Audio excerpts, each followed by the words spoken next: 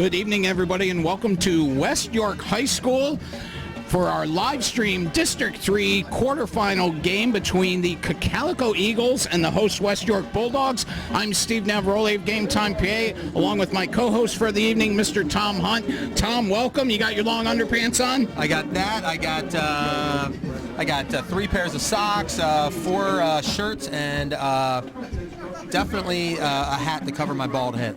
There we go. And that was Tom that said that about his own head. So it's going to be an interesting game. I think we're going to have a good crowd filing in despite the chilly conditions. The West York band's finishing up their pregame, and quick breakdown. I covered West York last week, and they won 35-14. Amazingly, made some uncharacteristic mistakes along the way, and it was funny. Coach Ron Miller said it last week when I talked to him during the week, and just said it even tonight.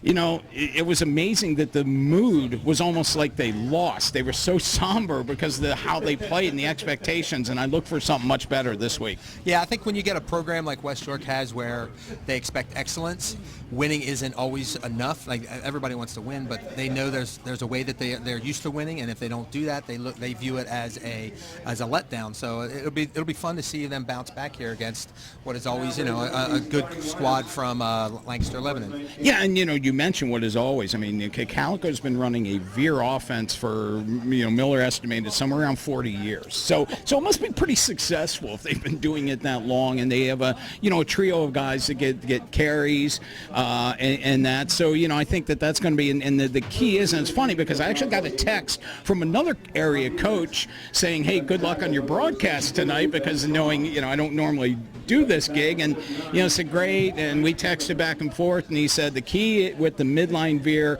is staying true to your positioning in that, and Cocalico will bring that challenge, and I know it was a big concern this week. Yeah, I would think the veer's a tough offense in practice to run against your defense, because you're not used to running it, and a lot of it's all in the timing and who's getting the ball in what position, when to hold the ball. So I mean, that to me is like, it's like an old school. Yeah. And if you're talking 40 years, I can understand that that we're gonna be in for some good old-fashioned slobber knockers, as they used to like to call it. So. Well, and now then talk about certainly a contrast to styles. On the other side, you have West York, which will run a no huddle pretty much the entire game, and it is get up on the line and go, and led by dynamic quarterback in Ross Campbell, who can tuck it and run. He'll drop back and pass. They will have no less than at least 5 people getting carries. They rotate backs in and out, led by a sophomore in Cadence Thomas, who last week looked like he could go to the house at any given moment. I'm anxious to see West York. I know that they've been the premier program in the league the last few years, and the thought of a no huddle at the high school level is, I think, kind of interesting. And when we were talking beforehand, you were talking about how they'll run it even more unique than a lot of the other high school teams that try it. So I think we're going to be in for a real nice clash of styles here. Well, and I think some of that uniqueness, Tom, is when you look at the perspective of the linemen. It's easy to be enamored when you've got a dynamic quarterback, a dynamic running back, and that. But how the linemen have to get in position, listen, they've got to get up there, and not only is it their athleticism, but they're pretty smart, and that is the one thing. I think he's tried this in spells, but I think he was just so confident and enamored with the group this year that he felt he could absolutely put it into play. Which, again, another mark of a good coach. You don't take kids and mold it to your system. You take your system, mold it to the kids. So obviously he's tried it in the past with some success, obviously. But when you start to feel like, this group can do a little bit more of it or a little bit something different, then you want to push the kids to do that and give them an opportunity to grow as players. Yeah, exactly. And if folks can hear the background music, it's little George Thorogood, Bad to the Bone. It's a far cry from Wake Me Up Before You Go, right? Oh, I don't even want to think about something like that. Yeah, so, it's all over it, and they start this music as soon as the team comes out of the locker room. Of course, they've got to come down the steps. They come around behind the concession stands. They get fired up, come out the Bulldogs tunnel. The atmosphere is pretty cool, but, you start with a good tune. I just like the fact that I mean, this to me is what high school football and high school sports should be about. Little traditions like this that the home teams know about, and the visitors get to watch and go, hey, that's kind of a cool thing to do when they're coming out. So and what a great song to start to when you're when you're the Bulldogs and you want to be bad to the bone. Because yes, you gotta like that. Bones are important for a Bulldog, that's for sure. Now, Tom, when you coached volleyball, did anybody do something crazy as an entrance tradition? Most of the time, most of the teams just kind of, they always had their own kind of music that they like to play, so it wasn't anything too real unique, which I think being smaller inside, a lot less fans, a little bit easier to, a little bit harder to do that kind of stuff, but I've seen some interesting warm-up situations, but most of the time it's just the kids kind of getting themselves ready and depending upon your fans, which it looks like I've always heard West York has a nice student section. They seem to be, even though it's cold out here, they seem like they're ready to go. And they were here. Heck, they were here before we got here. I know. I was impressed with that. And you know what? Same thing last week. Same thing in the earlier weeks when I was here and saw the team. And you know what's really neat though? When we get to the district playoffs, I'm looking over with the West York students, and I see 3 Dallastown jackets, including the big man, Zaire Willis, all 6'5", 350 pounds of them, arms up, cheering as West York comes out. That's what high school sports should also be about when you get to the postseason. Yeah, that's definitely neat. I mean, I know from my coaching perspective, if my team couldn't win it, I wanted somebody else from my division, from my league, from my district to win it, because that just made sure that everybody knew where the good volleyball was being played. In this case, where's the good football being played? It's here at West York. And the other thing is, you'll see not just Downstown. I know Spring Grove kids are going to be here. I saw a Red couple Line of them kids are last going to week. be here. So it's neat to see them come out. And I mean, why not? If you like football, you come out, you watch a good game, and we got a game like this that's in your backyard. You have to take advantage of it. And it's funny you say that, because last week here I actually tweeted something to that effect, because I saw 4 other varsity jackets, and they were all football jackets, from 4 other schools. So that's a good point, and certainly I think they're going to be treated to a good one tonight. Yeah, I'm looking forward to this Cocalico team. I've always been I remember growing up watching a lot of the Nebraska-Oklahoma games around Thanksgiving. So to be able to see some guys like Matt Weinholt, who leads Cocalico with 484 yards on the year, it'd be fun to watch him rush. And the one that I'm really interested in seeing is DJ Fabiani, who has a little bit less yardage than 723, but an eye-popping, I love that phrase, eye-popping 9.4 average. So you know that he's gonna want to do some damage. The question is, will the West York Bulldogs be able to kind of limit them a little bit? And they have a third back. I love this name, Devin Del Piano. Nice flowing name. Isn't that cool? What you mean? Hunt doesn't apply. I mean, Navaroli's got some character to him. Hunt. And of course, Cocalico is led by quarterback Dante Haynes. We're not going to see probably a ton from the air. In fact, his completion numbers on the season, 29. 29 completions. But 52 attempts, that's a good percentage. Yeah, good percentage, not necessarily. So when they're throwing, they're doing well with it, but obviously they're only going to throw as a surprise more than anything. Well, and you're a math guy. It's 11 weeks into the season. That's less than 5 attempts a game. You know what? That's okay. On a cold night like this, you don't want to be out, out in the cold way too much, because it just wears on you for a long time. Great, and we're going to take pause now for the national anthem by the West York Band.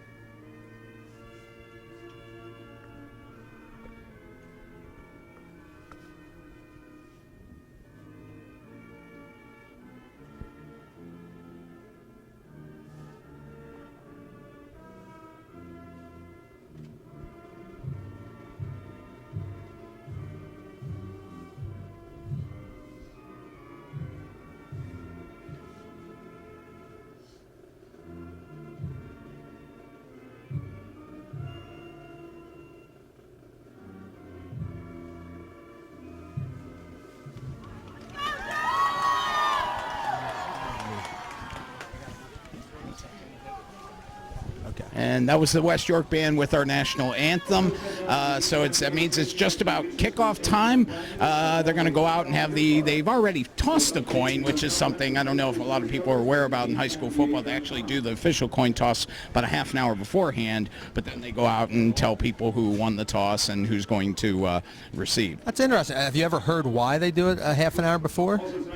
No, but I have probably foolishly never asked. It's just an odd, for volleyball, we always do the coin toss exactly right before we start our warm-up, so it's kind of interesting that they would do something like that. And like for wrestling, you have the coaches, the captains come out, they do the coin flip right in front of you, so I wonder if it's to avoid maybe the fact that they might drop the coin, they want to embarrass anybody, coin would be much harder to find that's true. Midfield of a grass field, yeah. So especially if you use a green coin. Yeah, if you use a green coin, that could be an issue. Good point. That's your wrestling background once again, I know. Yes, as usual, the red and the green going in there. So exactly. So the captains from both sides are getting ready to walk out now, and we'll give an official with that. We've got a crowded booth. We got folks here from Lancaster.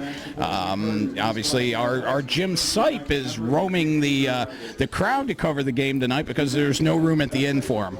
Yeah, it's kind of interesting. I've only covered 3 or 4 football games this year, but this is a packed crowd to the point where if I hear any loud creaks, I'm diving right out the front window.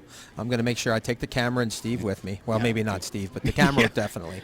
So you're going right into the post there, so I'm not sure you're going to get far. But could it be worth the price of admission just to see you dive? That actually, yeah. Although I'm telling you right now, you better be ready to pay some heavy-duty dues for that because I don't move fast normally, maybe once or twice a year. So it's well worth it, though, I got to say. Well, now as a school teacher, come on, you move quickly during fire drills, right?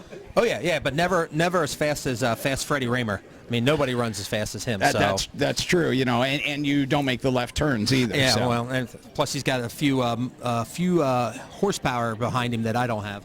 Yes. Well, you know what? Maybe it comes from eating quinoa. Oh, what do you quinoa. think? Yeah, that stuff is. That definitely will make you fast. Make you fast in too many ways. So, and again, we're still waiting as the captains come out. And come on, officials, people are cold. Let's get it going. I tell you what, the big advantage we have, Tom, of being in the crowded booth is I think there's enough hot air, or maybe that's just you and I. That's definitely just you and I. Just you and I. They're going to keep people around us warm. All right, looks like we're starting to get them out now. I'm next to the great PA announcer here who, I might rely on him for a pronunciation if I mess something up. So, I'll let Sonny elbow me and say, hey, get with the program here. I'm all right with that. Just have him elbow you if I'm doing something wrong, too. It'll save me a little bit of hassle. I like that. So we've got I cannot roll my R's. The captain's coming out, and it looks like one of the captains in street clothes. I'm wondering if that would be might Diego. be. That's Diego Torres. He's the leading receiver of the Bulldogs. 40 receptions on the year. Broken collarbone, though. What a way to end your season, unfortunately. Well, it's almost ironic, Tom, because in 2008, when West York ended up winning the district title, their top running back at that time, a guy named, you remember, Brandon Reel. Yes, I do. 41 touchdowns that Yep. year. Broke his collarbone on a snowy week 12 here. Wow. So it's almost ironic you have that type of injury. Now, Brandon actually ended up coming back. It wasn't nearly as severe a break. He ended up coming back during the state playoff game the week after West York won the district title without him beating Manheim Central. Unbelievable performance. That's an impressive performance. If you lose a guy of his caliber and still knock off Manheim Central, who 15-time champion up to that date, now 16. I mean, and when you looked at, and I still remember being at that game, Manheim Central scored on the first play from scrimmage. Okay. Man, what a way to start the championship match. 15 championships.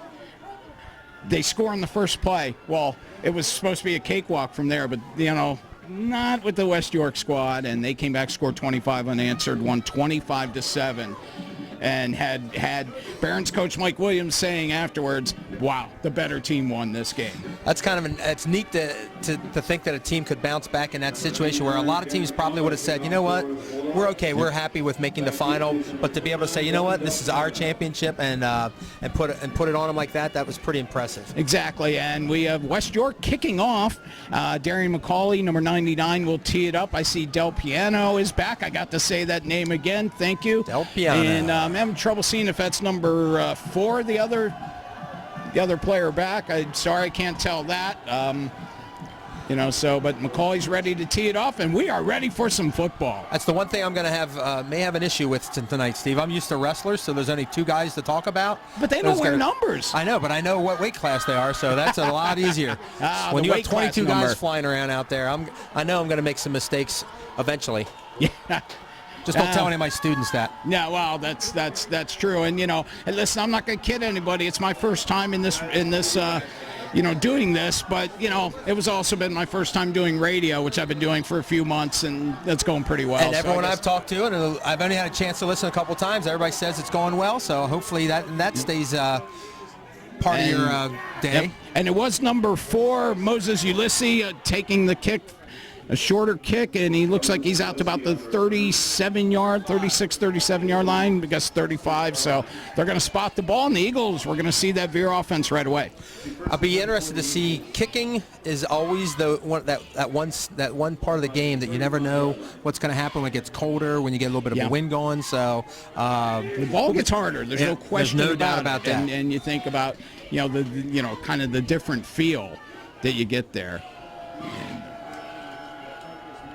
And quarterback rolls out. He keeps it, and he got about a yard before being tackled by Noah Townsley. And Noah Townsley, 58 tackles on the season. He just added to his number already. And Noah's a wrestler. I do know. I figured I'd see some names out here from West York that would be wrestlers. I'm probably not going to see too many swimmers out here, but you never know. Never know. That's all right. You never know. We will see a couple very good baseball players on this West York field as well. And the up back, number 35, carried the ball. Hunter High, looks like Hunter got out to about the 41, so we're looking at a 3rd and 4 situation. This is the kind of down I would think West York would want to keep them in. If they can keep them in 3rd and 5 or longer, that forces them to into a more difficult first down conversion. Yeah. And quarterback now, he's pitched, and good pursuit. Oh, and a big hit there by number 2 for West York, Terry Canes, with a big hit. Fabiani on the carry. He got a yard. We're looking at 4th and 3 now. And Tom, this was one of the things I was going to be curious about. And now, if we look at the field position, how are we going to see fake punts? And at Cocalico, one area that Cocalico is not real strong at is their punting numbers. Then I wouldn't doubt that we're going to see something like that, or seeing them go for 4th down. And it's a kind of a side kickoff, and it's going to be down at the Bulldogs' 33-yard line. Terrific opening series for West York. Gotta like that, especially against that specialized veer offense. If you can kind of start to make those stops now. Now the question is, how many adjustments can Cocalico then put on to try to get those kids loosened up and get them some area to run? And you've got to think they've been good at adjustments. You don't run an offense this effectively for this long without being able to adjust on the fly. So man, West York's already getting ready to snap the ball. Already ready. They waste no time, believe me there. So, and Ross Campbell takes this handoff. He goes off to 20. Whoa, big hit there. That was Garrett Stauffer on the carry. Garrett got maybe a yard. Big hit coming up from the secondary. And they're right on top of the ball, ready to go. Yep. Just what you said, Steve. West York is they're going to keep going and going.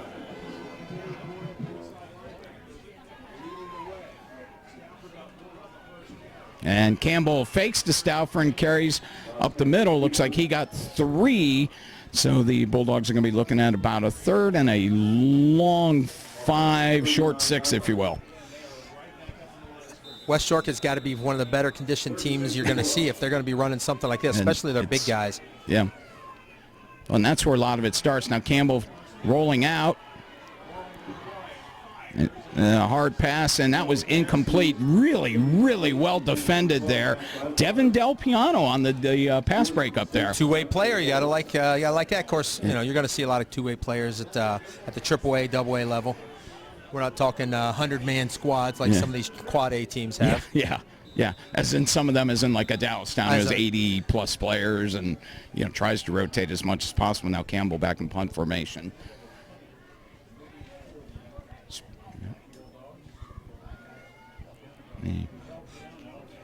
And gets a good bounce for West York. Punt gets a good Bulldogs bounce. It's going to roll all the way down to the 15-yard line. So give Campbell roughly about 43 yards on that kick.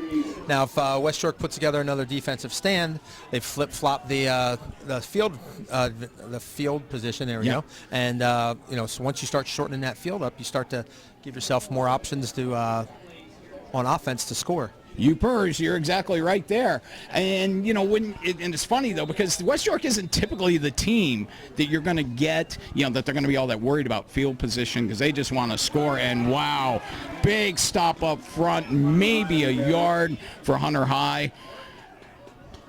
You have to wonder how much they're going to try to go up the middle when West York's obviously got a solid line. They're playing, well on offense. So their defense, I would think, is going to be pretty solid up the middle as well. Yeah, and I think that was also Noah Townsley on that big hit. Slowed up at the line, and then Townsley came up from his linebacker spot and delivered. In motion, the pitch out and up, fumble, and West York's Messerschmitt with the recovery.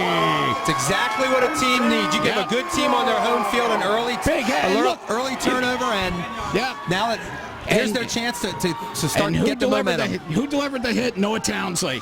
Already off to a great start. You gotta like Townsley, a kid who Noah is a middleweight on the wrestling team, so he's not the biggest kid out there. So it's great to see a kid his size. Can't teach heart. Can't teach heart. And Brett Kidman, leading tackler, in on that. And only a sophomore, Messerschmitt, falls on the fumble. He's been a good tackler for West York as the seasons went on as well. So the Bulldogs first and goal from the 10. Campbell rolls out. Gives to Stauffer, cuts outside, and we have a touchdown. But there is a flag in. I have a feeling it's going to be a hold. I was right in holding position. So the question is probably on the end, maybe. Looks like because he did get around the end pretty quickly. Yep. So and it is indeed holding. They'll mark it 10 yards, I believe, from the spot of the 8. So it's going to come back and it's going to be first and goal from the 18. Unfortunately, not what you want to do when you get the big turnover. You get the chance to get the momentum, and then you give back 8 yards right away. You got to avoid that stuff when you have the opportunity to score when you're looking at a good team like Cocalico. Yep, exactly.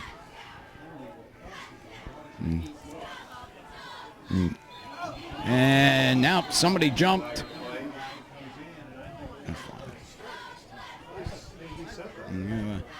We have and legal procedure. So now you're looking at a first and goal from the 23. Not exactly something you see a lot. I think they're going the wrong way here, and they can't. You cannot afford to give up an opportunity like this. When you're down to 10-yard line, you got to score, if at all possible. Because as soon as you can get a lead, you start to force them to do things maybe they don't want to do. Right, and and one of the things too, you mentioned the cold night. I think the kicking game won't be quite as good as it would be in a week 2, week 3 matchup, unless you're talking like a Matt Curran from Dallastown, or an Andrew Canes Thomas or Andrew Luckenbaugh from Spring Grove. I mean, kicker, with two of the terrific kickers around that we saw this year. I mean, one game, Curran hit from 49 and then 47. Jeez. One game. That's impressive. Yeah, you don't even drive that far. When you and I were in high school, no one would kick at all. Exactly. Here they are kicking almost 50-yarders. That's awesome. Yeah, and we just dated ourselves once again. That's all right. Well, I'm used to dating myself. Everybody knows I'm old. Yeah, Campbell back in the shotgun now. And he rolls. Pitch to Cadence Thomas. Thomas with a cut. And looks like he's down to about the 19.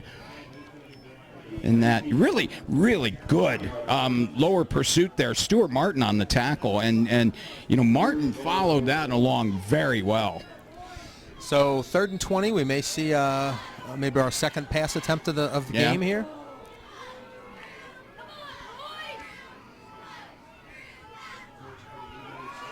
Campbell drops back and kind of slingshots that one and didn't find an intended target. Throwing on the run, and here's something too. these are new. They're different footballs this year. That a lot of the teams had the option to use during the season, but they must use them in the playoffs. And I've heard more than one coach not really pleased with what they see with this ball. From my understanding, the big contract that the PIA signed, volleyball programs, a lot of them say those the volleyballs are awful too, and I guess Rawlings is a good football or basketball and baseball people, but if they're making these other balls and they're not very good. Campbell back to pass and overshoots Canes in the end zone, so we'll have a turnover on downs. Cocalico will take over.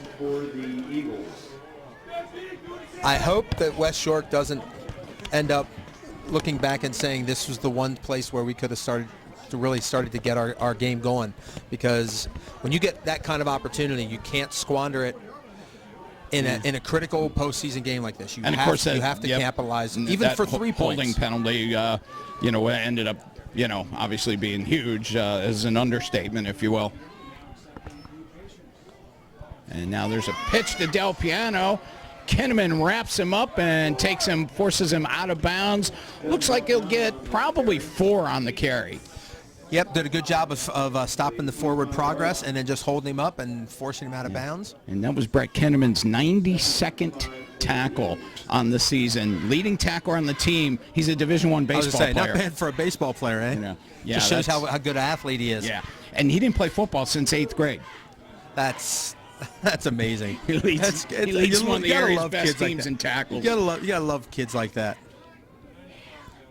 And up back with a keeper. Now there's a good power run. That's probably the first time we've really seen it. And that was 35 high on the carry. But I don't know if there's a flag. I saw nope. They just called it reset the chains for the first down. So I wonder how much the lines will, if the West York line will start to get tired if they're playing both ways and you're playing at such a fast speed on offense. They've been doing a lot more rotation, though, this season. I think this was something, they saw as the season went on, was, getting guys more action in that. And I believe that's that high again. And Tom, we mentioned Weinhold, Fabiani, Del Piano. We did not mention Hunter High.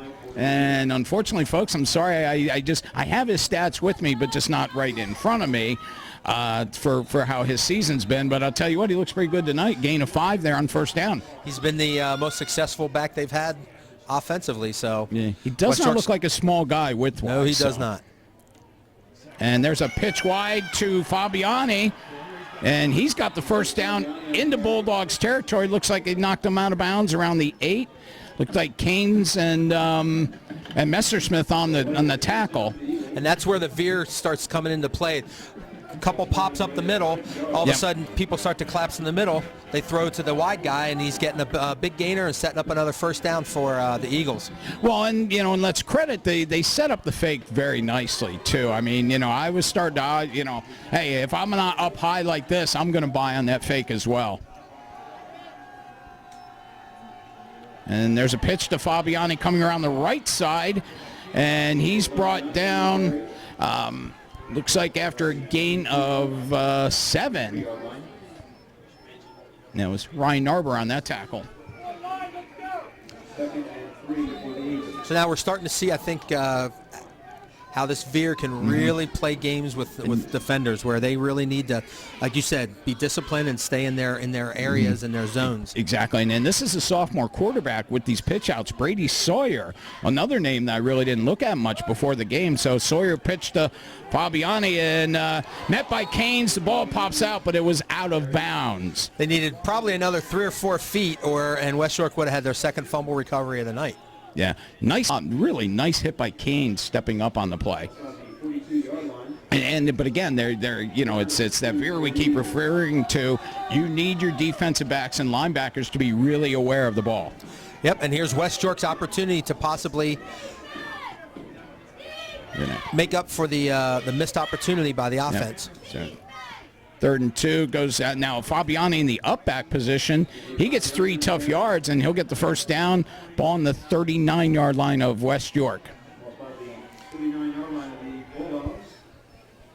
So it plays a first down for the Eagles. So Logan Laux a little slowed coming off. the field for West York. And here, that's another player coming in. So a little bit of that rotation you were talking about on the defensive line.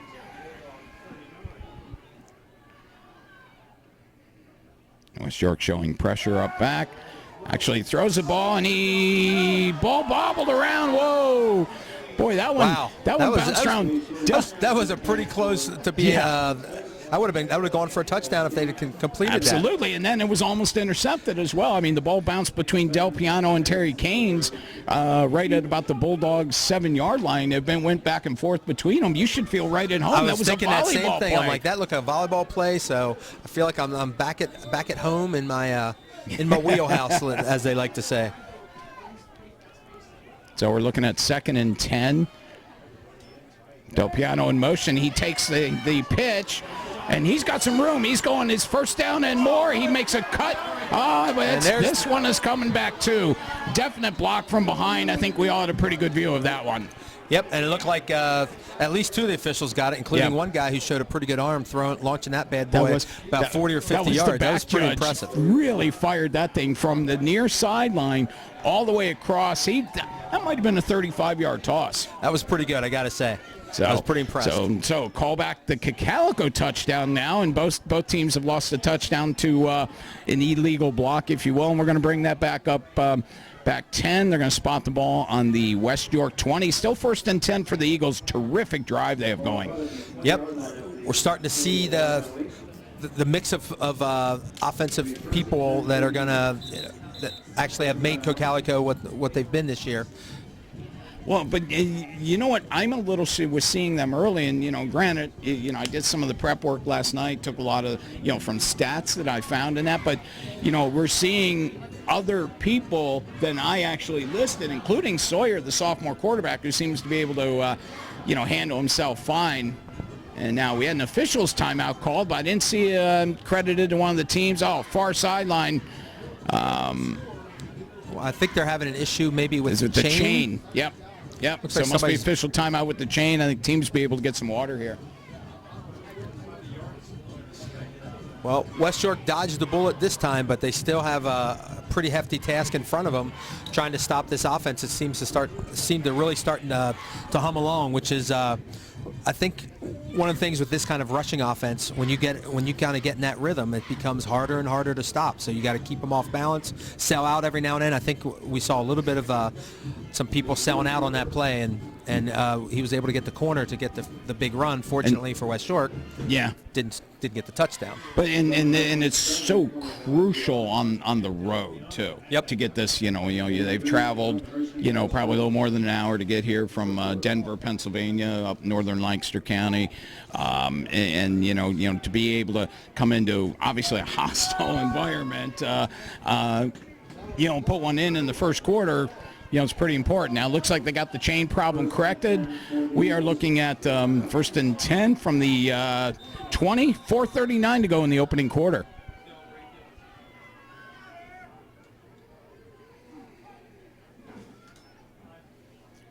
And handoff to the up back.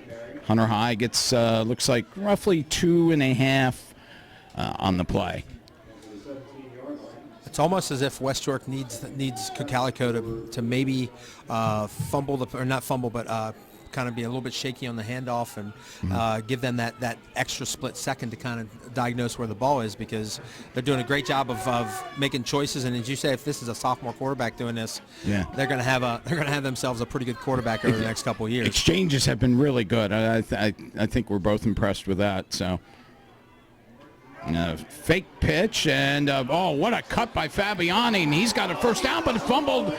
The ball came loose around the West York 2-yard line. The Bulldogs are pointing in the other direction, but everybody points in their direction on a fumble. And Cocalico kept the ball. I don't know if that was the actual running. Was it Fabiani? Probably did a little rugby scrum there. I believe so, but it was definitely a fumble. It's just a matter of could West York grab the thing before Fabiani got it back, but he was able to, which I gotta say I'm pretty impressed with what he's been able to do so far. Gotta love his center of gravity, and stays on his feet very well, and I think that's where that probably comes in handy, that he could be a rugger there. And handoff. And Hunter high, and boy, they almost made that one look pretty easy there. So I'll be honest with you, I kind of lost where the ball was. Yeah, exactly. Well, I mean, the Bear will do that. There's no question about it. Hunter high. Just how good he's doing with the exchanges. 2-yard touchdown gives visiting Cocalico a 6-0 lead here with 3:37 to go in the first quarter.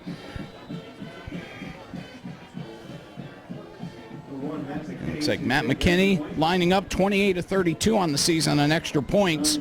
Only 2 of 6 field goals. So obviously they're not a kicking team.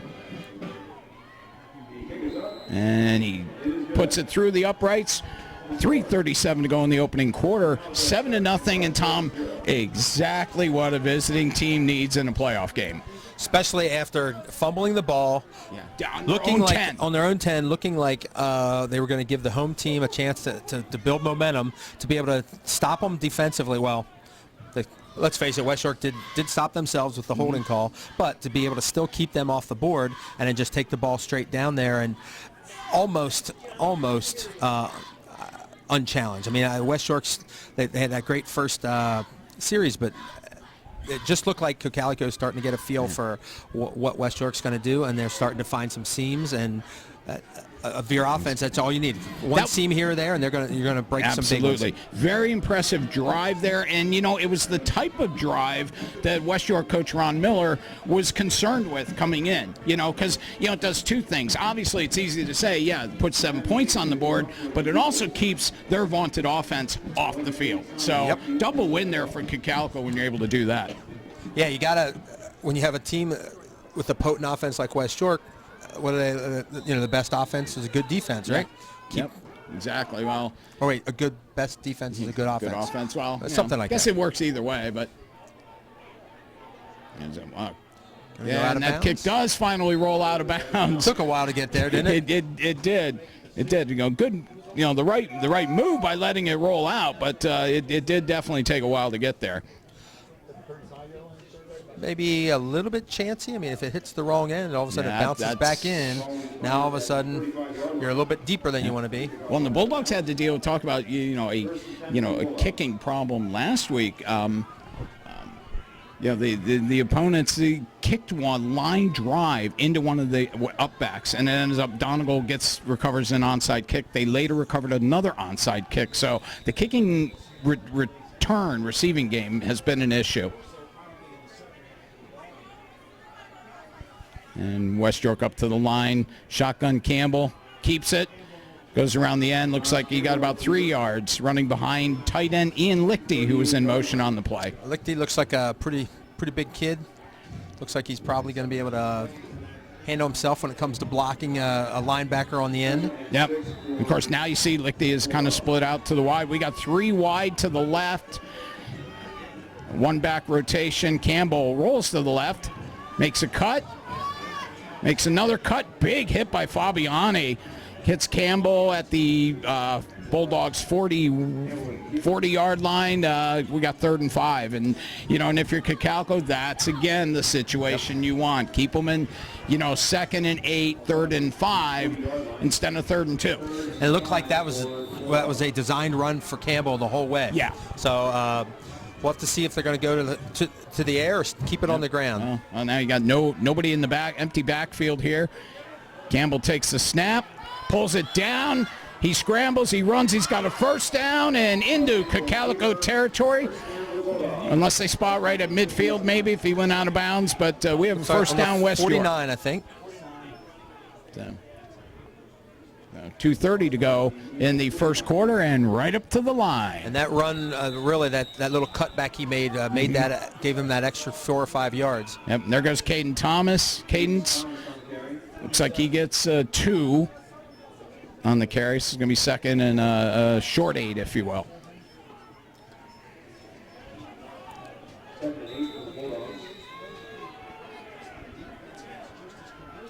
Campbell handoff to Thomas. Thomas breaks a tackle, and he ends up getting 5 yards, and that was kind of 5 out of nothing. I mean, he had to avoid a hit there. It looked at one point like he just ducked under the bigger guy and just kind of squashed down a little bit, and then a quick little step or two, and he was free for 5. Thomas, only a sophomore, showed a lot of elusiveness last week against Donegal, so, you know, it's kind of something we've seen.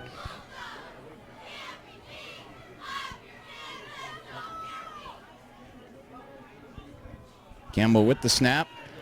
Cut there. I couldn't tell if that was Stauffer, and it's going to be real close. They're holding up 4th down, but it's going to be like 4th and inches. You know, now here's where that no huddle can work. You know, get to the line quick, get ready, and don't let the defense make an adjustment. Campbell fumbled the snap, though, and he lost yards. Whether he recovered or not, I think is going to be irrelevant. I believe we're going to have a turnover on downs.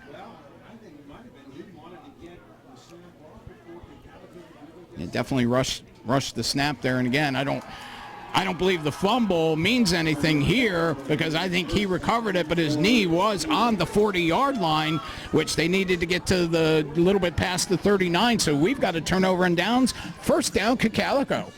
Looked like he came out a little bit quick from underneath the center before he had the ball, in which case, I mean, I guess that's one of the things you have to be careful of with hurry-up offense is you want to go fast, but you don't want to go too fast, and in which case you end up making plays, unfortunately, plays like that. And it's not something that's happened a lot. You've got a senior center in Logan Stover handing off to an experienced senior quarterback, so it's not something they've seen a lot of, but I'm sure it's something that's going to be discussed now. And back to pass, floats a pass, that is incomplete. So could go at only 2.5 more pass attempts remaining, right? They've tried 2. That sounds about right. Looked like the Bulldog D-back was the intended receiver on that one. But again, I think it's the classic Veer throws enough just to keep them a little bit honest and let them know that they will throw the ball. Yeah, exactly. And again, you know, we don't know how much Sawyer, you know, I'd have to look it up, see how much he has thrown the ball this year. I know the starter only had the 50-some. And there's what we're used to seeing. Give to the up back, and that is High. And Hunter High looks like about 14 yards. Yep. I'm not sure. I don't think anybody on the defensive line realized who had the ball, and by the time he got to that second level, the linebackers were chasing after him. Yep, exactly. They're lucky they just knocked him off balance, or he could still be running. That's true. 1st and 10 from the West York 46-yard line. A minute to go here in the opening quarter.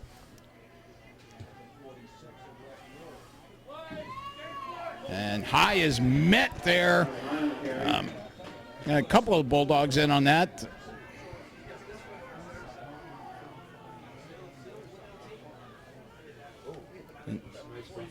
It's like, I don't know if that was Tyler. Still picked up a couple yards, though. Yeah, but that's, you know, well, if you're going to fall forward. That's exactly right.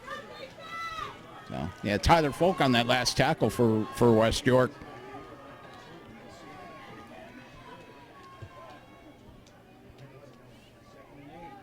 And Another fumble. fumble. And that one is... That like one, West York let's see, has it. and that is recovered by West York.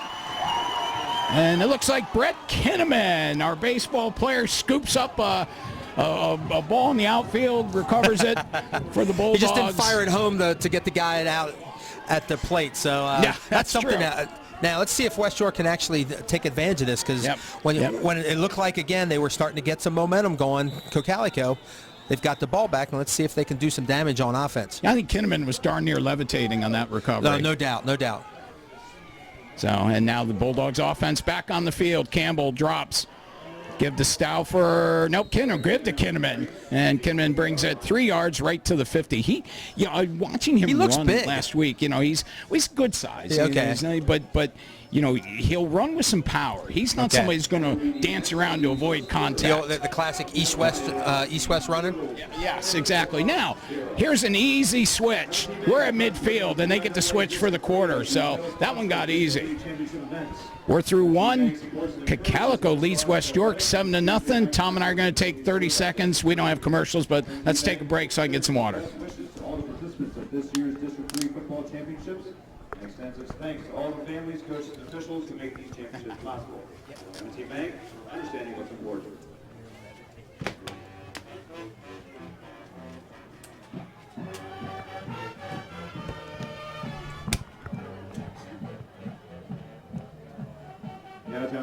brought to you by Game Time PA. In the second quarter of the Quad A quarterfinals, it is Wilson 14, Manheim Township 0. Southern Mifflin 7, Cumberland Valley 0. And also in the second quarter, it is Central Dauphin 7, Lower Dauphin 0. In AAA quarterfinals, it is Redland 21, Conrad Weiser 7. In the second quarter, it is Daniel Guzman And we're 14, back here. We're getting ready for the 7. start of the second quarter. We're right at midfield. West York has a second down, and let's call it a long six, if you will. And Tom, I just got a text message. I'm not sure I recognize the number, but it came through that. But I guess starting quarterback Dante Haynes has a torn ACL that happened during the season against Manheim Central. One of those things, folks. I'll apologize for it now, but we don't get a chance to see the teams. Yep. Across the river, if you will. Until the playoffs, and there's a lot of stuff we don't know. And let's face it, I didn't have 19 hours to prepare this broadcast either. So. I did, but I didn't know where the heck to go to get all the information. So my fault on the lack of homework there, folks. I will apologize for it. But here we go. Hey, we're not perfect. You got a swimming guy and a volleyball guy doing football. I think so far we're holding our own. Well, I'm used to being on the field for all this stuff, holding a notebook. Probably something I'm much better with. So yeah, I'm used to sitting in a nice warm gym, not listening to people say things like, "Do you want to build a snowman?" Yeah. Now we're just waiting for the official signal to start the play. Right on the 50-yard line. Right I on like the that, 50 like dead and center of the field. Yep. And Cocalico defense who are rousing up their fans on the other side. That was pretty cool. And it looks like Kinnaman and he got stopped up, and I want to see the number when the young man gets up. The guy was absolutely laying down, grabbed Kinnaman as he went through. What a terrific tackle from a prone position. Not something you see a whole lot of. So definitely, I don't know if it's a heads up or a heads down 67 play. or 87 on that. That was, either way, it worked, though, didn't it? That was a really nice play. Jake Kiefer on that play, linebacker, senior linebacker. 3rd and 7, Lichty in motion. Campbell drops back, dumps off to Canes, and this is the type of play that can be really dangerous for West York. Canes catches the drop-off. He runs about 10, 15 yards after the catch. Big play, first down West York on the Cocalico 30. Best play of the night for the offense. No question about it. Crossing pattern there, and I think he hit him and gave him an opportunity to run with the ball, so he got to pick up another 10 or 15 yards. And it's an easier pass to throw, too, especially on a cold night. Footballs are not used to doing that. Little dump-offs, I think should become a big part of your offense at any point. Campbell in motion. He faked the pitch out. Great first hit, but then he recovered, cut up through, and looks like give Campbell about 7 yards there. I think that was the classic didn't wrap him up. That first guy hit him, but never really got a hold of him, and Campbell just kept the legs going forward and was able to keep his momentum going and pick up the yardage. And Martin had to actually come back from the line position to make the tackle, and Kinman is met straight up front.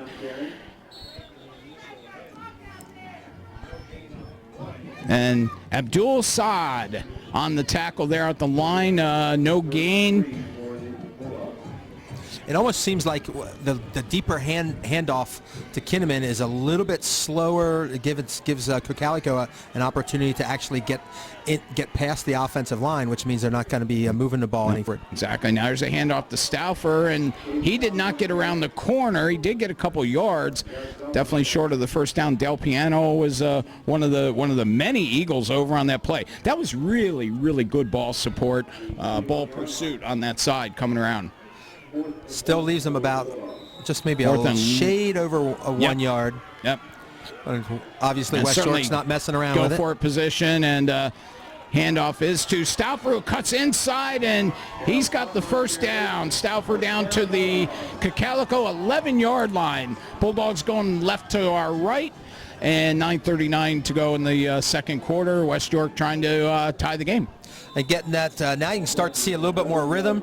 I think that pass just kind of helped to loosen up things up for him a little bit as well. Yep. And there's a Stauffer with a carry.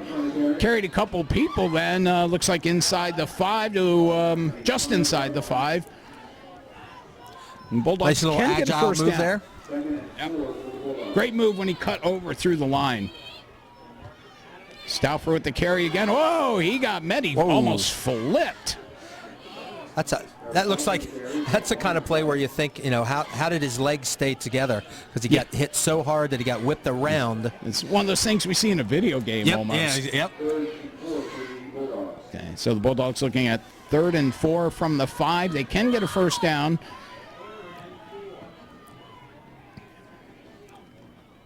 Campbell and give this to Stauffer now, and he got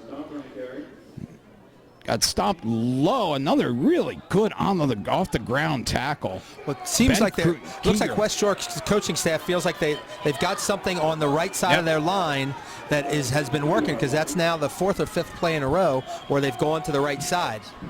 Yep. And now they're going for it. 4th and 2. And looks like the Cocalico bench wants a timeout here. They weren't going to let West York get the quick call off. And, at this position, this is a very good timeout call. Yep. You can't take timeouts to the locker room. Yep. How much of a 2-minute drill? Where do you save them for the half? I like this. If they get a big stop here, all the momentum's gone. So. Yep, it gives their defensive line a chance to kind of regroup, relax, catch their breath if they need a quick little drink of water. And terrific call. Of course, it does give West York a chance to kind of talk about what they want to do. Oh, yeah, but they're such a rhythm team, break the rhythm a little bit. Yep. So no, it's a great call by Dave Kingrick, and that last tackle, Tom, was one of the names I wanted to mention to you as you're being the connoisseur, Ben Kegerice. Kegerice. Yes, I like that name. So I That's a great thought name. you would enjoy that one. I'm a fan of a shortened version of that last name.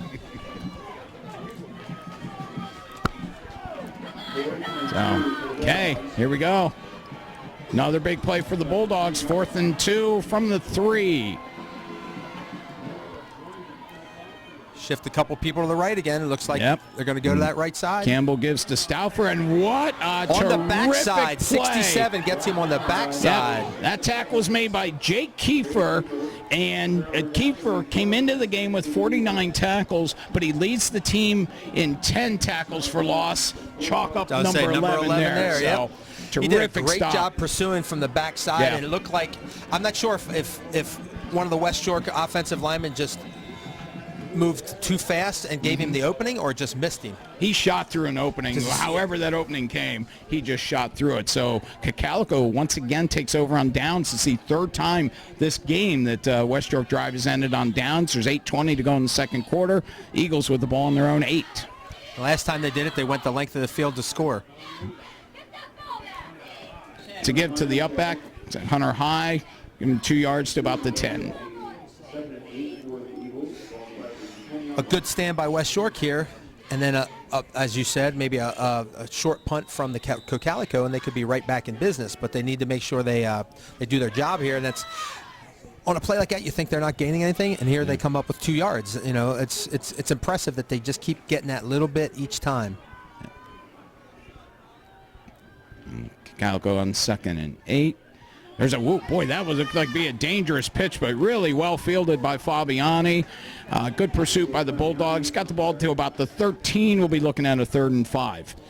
Right where West York wants to keep it. Now they got to be careful with the fake it up the middle, go to the wide edge, or they haven't run up the middle. I'm thinking this thing's coming up the middle. Yep, Call it a hunch. So, and before I forget, Tom, I want to credit Game Time PA Lancaster reporter John Buffone. That is who texted me to let me know about the injury. Thank you, John. We appreciate that. Absolutely. I should have talked to you, obviously, before the game.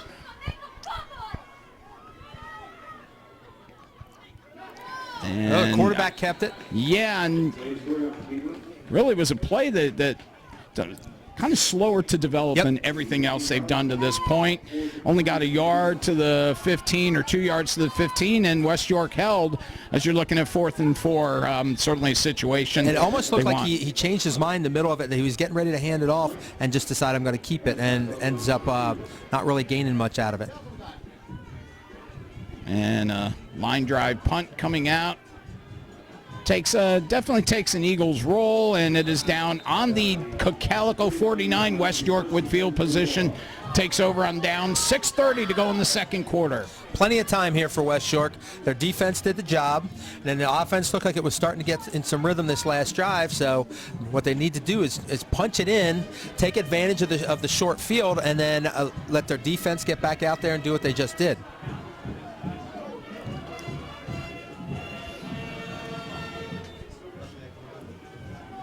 I have to say, I kind of like the fact that Campbell's wearing green socks because it's easier to pick him out from everybody else wearing the pink socks. We do know who Ross is. That's simple, but at least I know, it helps me out a lot. So, they're trying to play 10 on 11. You don't have to do that, do you? Just because you're the higher seed. Yeah, no. There is no advantage in this game. That's somebody in the penalty box for the period. See, and Thomas is stuffed in the backfield. Seems like a slow developing play. Yeah. That we talked about. That little deeper handoff just has not been working as well as West York would like. Lost a 3, and I believe that was Stuart Martin on that stop. One thing when I looked at a lot of the Cocalico defensive stacks, a ton of assisted tackles, so which tells you a lot of gang tackling, and certainly that's what you need to do against a team like this. So Campbell heavy back pursuit to pass. of the ball. Yep. Oh, what a solid catch by Cash Gladfelder. Campbell a little wobble on the pass, but Cash went up and got it and gives West York a first down at the 35-yard line. Best part about that was it was a hands catch. I love watching guys who, when the ball's high like that, they reach out, they grab it with their hand, and look like you had a fly paper on those bad boys. Yeah. Of course, Gladfelder is the Bulldogs' backup quarterback, but he's really been, and he's always been a receiver. He's been pressed into more duty, obviously, with the injury to Torres. And Campbell, nice fake handoff to Thomas, and looks like Campbell takes it for about 9 yards. It's going to give him a 2nd and 1, and you'll take 2nd and 1s all day. Especially with this, with the hurry up, it gives you an opportunity to kind of play around a little bit, maybe throw something deep, or just go for play it safe, get the extra yard here. Nope. Handoff to Thomas. Oh, he had a nice hole there. They closed the hole nicely, but Cadence Thomas with a West York first down, looks like to about the Cocalico 22-yard line. Yeah, it might be one of those situations where they're just trying to get Thomas some positive play so he can start to kind of build a little confidence, and because obviously he's going to be an important part of the second half. So you want to get him. He's going to be an important part here for a couple of years. The second half of this year and for the next couple of years. And Thomas there gets this one. Nice cut inside. Thomas running hard. He's down to the 5. Just what I think the doctor ordered for West York. Absolutely. And for Cadence Thomas. Terrific run. That's right. Tackle by Del Piano on the on the 5-yard line. They're getting ready to hurry up. 1st and 5 for the Bulldogs. Now they have Thomas split out to the. Yep. So and Ryan Narber in the backfield with Campbell. Oh, Thomas in motion. Campbell, I think Campbell's still going, still pushing. Still going. And he is in the end zone. Touchdown, West York. Now, Tom, I know you haven't seen West York. Ross Campbell's not the biggest kid out there. What did you think of that run?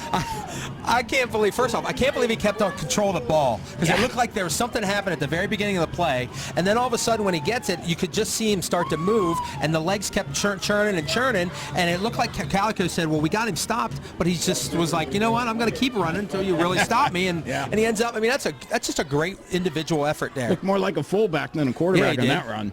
And Brett Strickler, I believe he missed the extra point. So West York does not tie the game. It's 7-6 with 4:44 to play in the second quarter. And for Strickler, that is only his 3rd miss of the season. He is 44 of 46. Wow, that's tough. That's tough. It didn't look like anything bad. I mean, it looked like a good snap, good hold, and maybe he just didn't quite just kind of get it as he wanted to on the square on the ball. Yeah. A problem I'm well aware of, because before the seasons, typically I've made it my habit as an old man doing this that I'll go out to somebody's practice and do something goofy. Okay. No, Steve, you do something goofy. I know, hard to believe, seriously? Isn't it? One year it was catching a pass at York Tech. Next year was trying to catch a high spiraling punt at Dallastown. No way. Well, no way do I want that. This year I tried. I was here. and I tried to kick a field goal, and it looked a lot worse than what we just saw. Believe me, it was terrible. Terrible. I can't even imagine that whole thing with catching punts and the spiral. I mean, it's just got to be one of the hardest things to do because it's coming down so fast, and you got to make sure you're in the right position. A little bit of movement, and it was from Downtown's Nick Sutton, who graduated in 2013, or 2014 in the spring. Terrific punter. And kickoff taken at the 15, and boy, really patient, but ended up getting tackled from behind. I believe that was at Fabiani on that, and looked like he was. Now it was number 9. Yep, yeah, it looked like he was Jeremy trying to Marshall. wait for his blocks to set up, and then didn't realize that there was somebody breathing down his neck and kind of got him from behind. And it's probably something you like seeing that patience from somebody who has not been involved with the offense, as opposed to running up doing something stupid, but it just did not work that time. And it might also have been he was just because he's not used to fielding the ball. Maybe he decided he just wanted to take it easy. Yeah, well and keeper by Sawyer, and he runs, looks like give him about 3 to the 31, where it's going to be 2nd and 7. It's been a while since West York's had a stop for a loss on defense. I think this would be a good time to do it. With only 4 minutes left in the half, you get a good stop here. And the way they run the quick offense, that could be another chance to score, and then they get the second half kickoff. I believe you just read Ron Miller's mind. And a quick swing pass. Nice play call.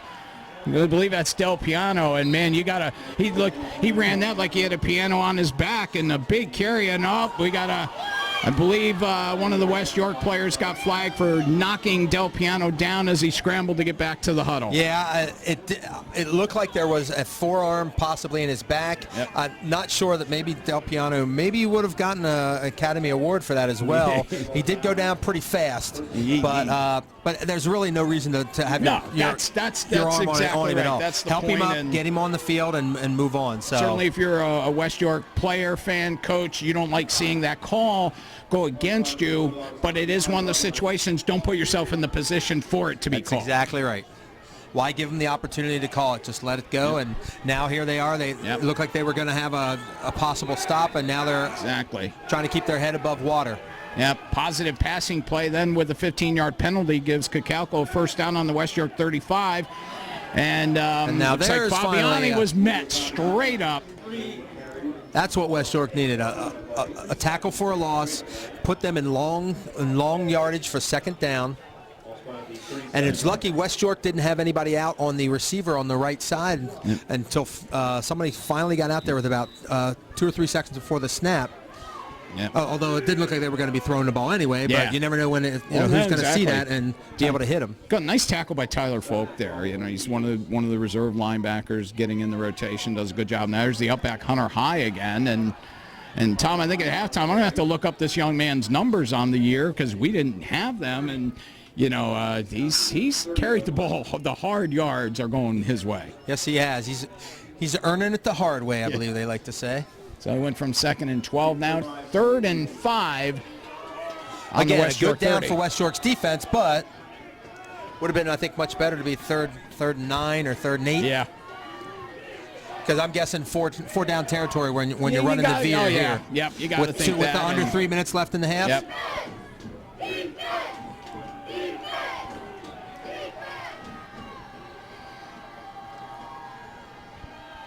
And give again to High, the up back, and once again he goes for 7 yards and a Eagles first down. Now I believe West York defense has to start getting into a survival mode here. Yep. You don't want to give up the late touchdown, even though you get the ball in the second half. Actually, maybe the defensive stand here helps that momentum when you know you're going to get the ball to start the second half. Absolutely. 2:32 to go in the first half. Ball in the West York 23.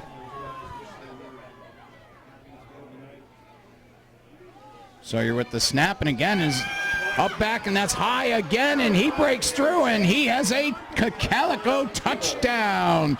23-yard run by Hunter High, and boy, this is another impressive drive.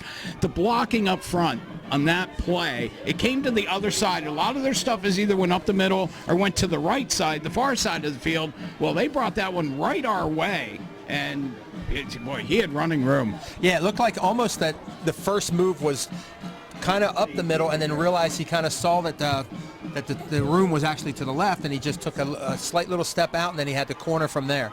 He's a big kid, but he runs with his head up. He sees the field really well. I think that's one of the things I've noticed. And that extra point is blocked. Noah Townsley just blew up that play. And that's the kind of thing that you never know. That one little play like that could end up as the difference in the game, because when you've already missed the extra point, to be able to do that and not have to go for two, yep, when you have such a solid kicker like West York does, I mean, that's great hustle. And you know what? I think that ball hit him between the 3 and the 4. Well, that was not an arm block. Yes, it was his body more than anything, which just shows how quick he got in, either how quick he got in or how slow they snapped it, or maybe just a combination of both. And Townsley was certainly all over that. He was all over that like Spuds McKenzie. Oh, Spuds in his bowl of food is just you don't get much worse than that. Watching that guy pound a bowl of kibble. I love kibble. Love that word, kibble.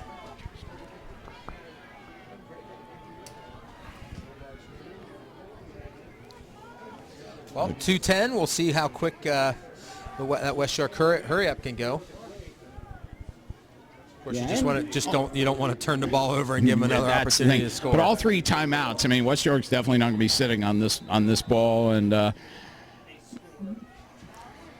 a short kind of squib kick fielded at the 20 with some room. Noah Townsley gets about 23 yards starting at the 20. West York, field position you want, starting at your own 43.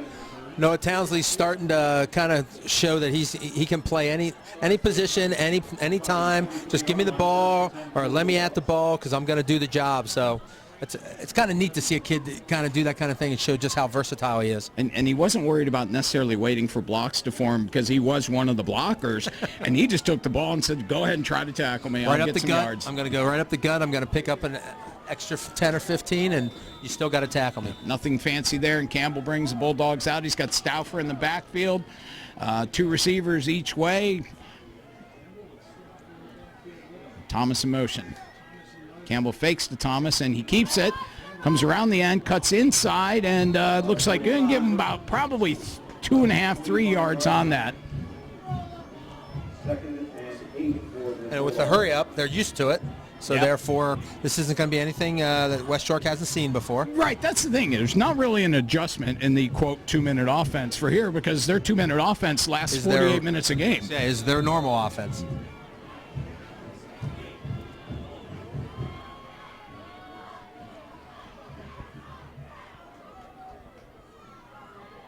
Now Stauffer in motion. Campbell back to throw.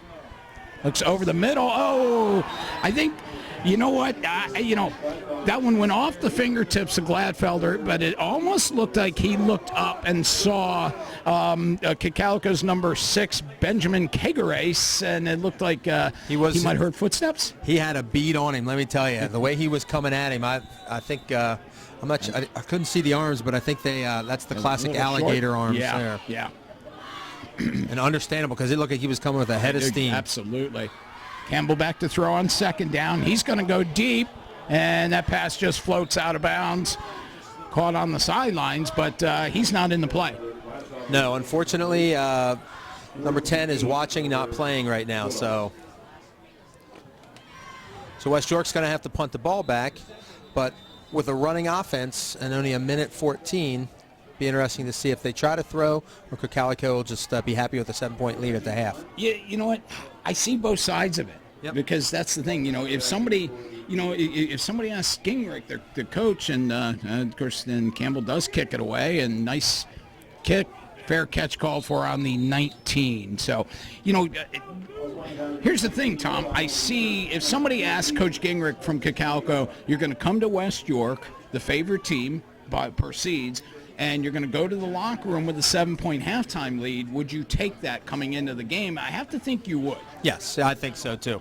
Knowing that that West York's probably doing some things that they haven't seen all year with the hurry up offense, and knowing that you gave them an opportunity at the beginning of the game to really jump on top of them and them not doing it. So again, it looks like somebody forgot to cover an outside receiver on the Cocalico team. Hunter High gets 2 yards, and trying to see. I think if the next play ends up being a short play, although I think Cocalico is going to let most of this play clock run. I was curious to see if Ron Miller would use a timeout there. He has all 3 of them to use, but he also might be saying, hey, let's get in that locker room. We're getting the ball to start the half. Let's get in and regroup. We haven't played our best, but we also know that we've got a whole half ahead of us to do some damage.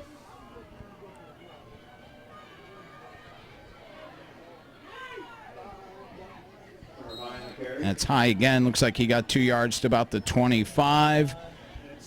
And clock is ticking down with 20 seconds. It's still ticking. I believe we're going to end up, looks like Miller's taking off the headset. I think we're going to end up going to halftime with Cocalico up 7.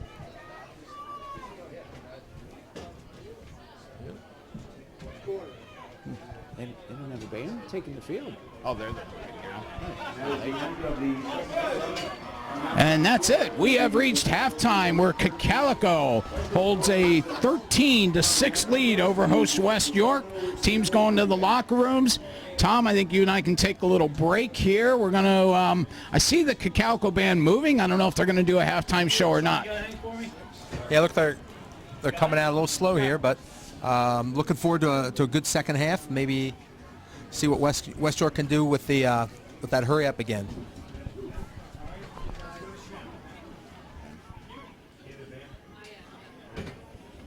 Okay, and looks like there will be a show by the Cocalico band, so we're going to go to a break. Folks, stay tuned, watch the band. Tom and I will be back for the second half in roughly 15 minutes or so.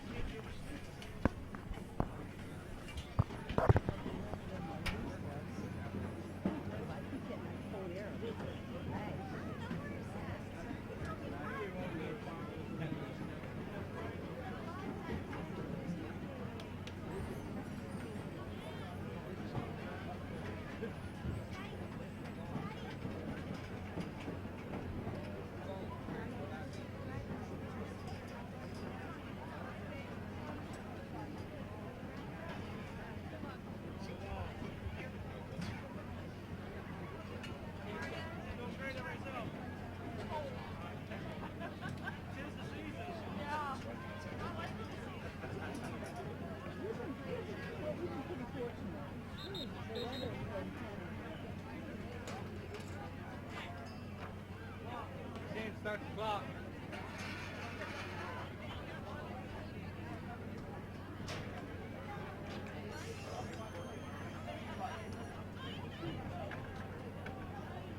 The Calico High School Marching Band is proud to represent the Calico School District. The Calico High School Music Department offers students the opportunity to experience 4 different types of bands and 3 different choirs with more than 200 music students currently participating. The 86-member marching band is comprised of students from grades 8 through 12. The 2014 field show is Phantom of the Opera, Music of Friday Night. Music selections include Phantom of the Opera, Wishing You Were Somehow Here Again, Masquerade, and Music of the Night. Featured performers include Rebecca Bowler and Emma Mollenhoff, trumpet, Marissa Petrie, mellophone, Jay Ildenfritz, trombone, Nick Cage, baritone, Kyle Binkley, sousaphone, Brianna Giesemann, Natalie Sensnick, Richard Brubaker, Shaylin Gummel, Angela Lesher, and Kirsten Dunn from color guard. Marching band student section leaders are Ethan Charles, flute, Rachel Rivers, clarinet, Emily Gerber, alto saxophone, Lori Barno, tenor saxophone, Rebecca Bowler, trumpet, Marissa Petrie, mellophone, Jay Ildenfritz, trombone, Nick Cage, baritone, Kyle Binkley, tuba, Scott Hummel, battery percussion, Emily Cage, sideline percussion, Natalie Sensnick, and Richard Brubaker, color guard.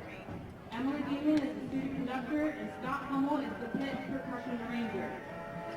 The marching band would not be successful without the tremendous financial and emotional support of the Calico School District administration, faculty, and staff. In addition, the Calico Music Boosters provide the parental help and support to this ensemble that is second to none. We are proud to say the arts are truly valued in the Calico School District.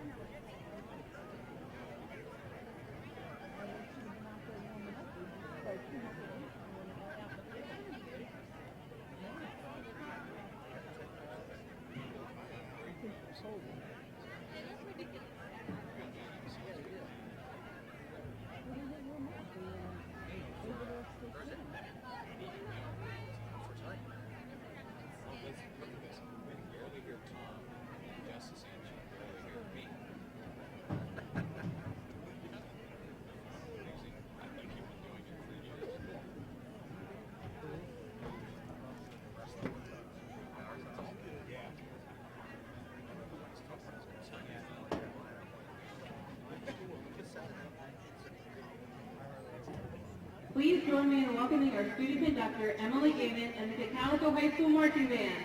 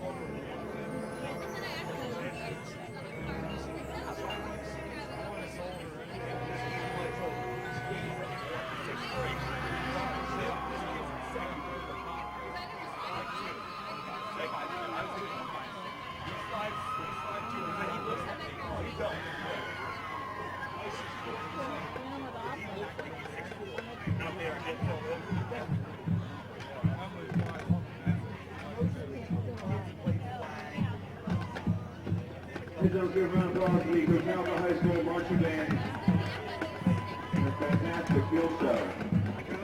Name of the opera.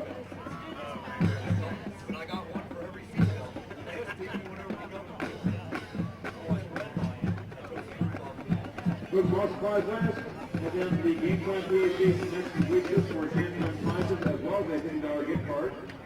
For the most updated and most comprehensive high school sports coverage, visit GameTimePA.com.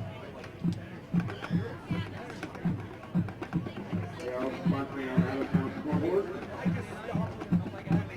Quad A quarterfinal games that they have is Wilson 14, Manheim Township 7.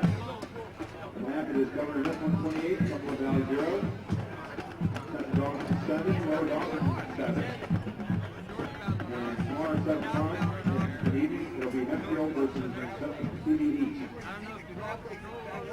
AAA quarterfinals will be that have. It is Redland 21, Conrad Rogers 14. And half it is Dale Boone 21, Milton Hershey 10. On his driver's side. Okay? Come on, afternoon at 1 o'clock, Mainline Central will take on Bishop and Devitt. Put his arm out. AA semifinals. That it is North Catholic 45, Newport 0. In the third quarter, it is White missing 19, Bermuda missing 0. On the semifinals, with the half it is Campbell 10, DeLone Catholic 0. And the half it is York Catholic 9, Steelton 0.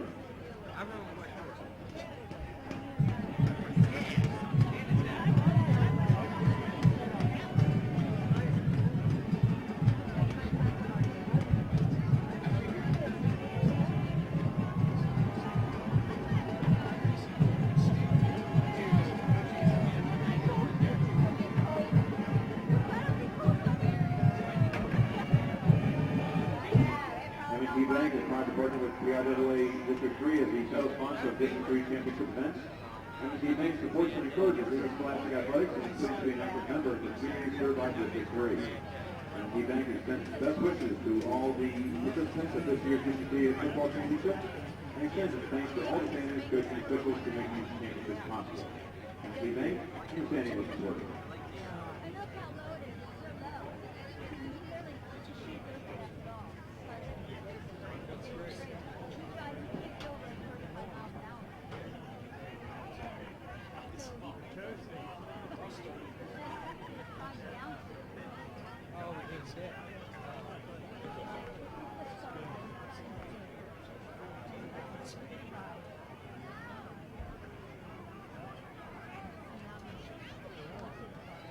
All supplies last. Programs for the AAA championships will be on sale at all ticket booths tonight for $5.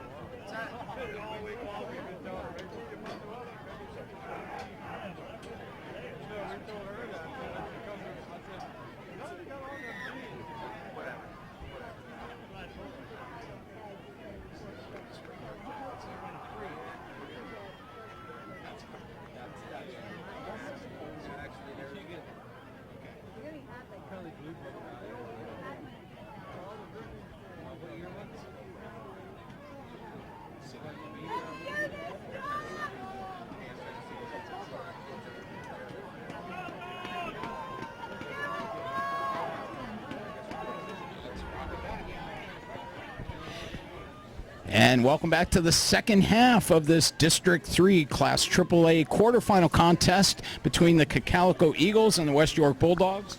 And, you know, a 13-6 Cocalico lead coming in. I'm sure, as we had said before the break, Tom, hey, that they'll take that in a heartbeat to go out. But, you know, West York does get to start with the ball. And I'm thinking there might have been a little talking to going on at the half, particularly maybe the defensive side. I think they seem to be right there the whole time, and even except for that initial that long drive that they were able to put together against the defense, they played fairly well. Got hurt again by themselves with the personal foul, another 15 yards there. It's like they keep hurting themselves more than anything. They score the touchdown, gets called back on the holding, and then they end up not scoring. So if they clean up their side of the game, I see no reason why this couldn't be a really good game to finish off here, and hopefully West York comes out, scores right away, and all of a sudden now it's a brand new game. Yep. Then we get to really see who's got the ability to win under the big pressure of a district quarterfinal. And then you're going to be in a foot race over the final 20 minutes of the game. You're basically starting from fresh, and you're right. And West York's going to receive the kickoff. They'll go right to left as we look at them. And, I mean, you're right. We'll have to see. This is going to be a test for them. We'll see what they're made up. I couldn't even tell you the last time they were behind at halftime. I'm wondering if that's something that they had to address, too, the fact that, look, we're in a position we're not used to, but we have the ability to come back from this, and really this is nothing that we can't overcome. And then they're going to get decent field position because the kicking game has not been good for Cocalico. Right. And again, the squib tick taken by your buddy.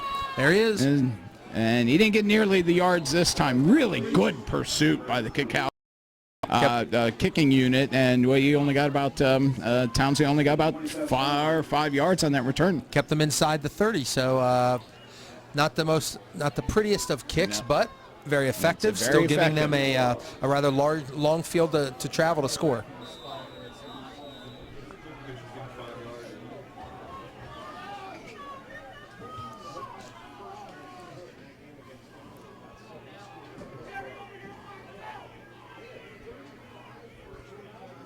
Campbell from the gun.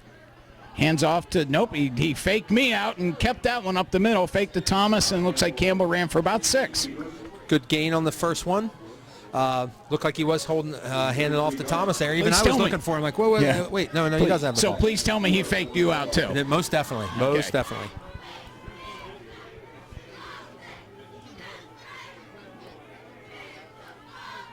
And Campbell coming around the edge on a keeper.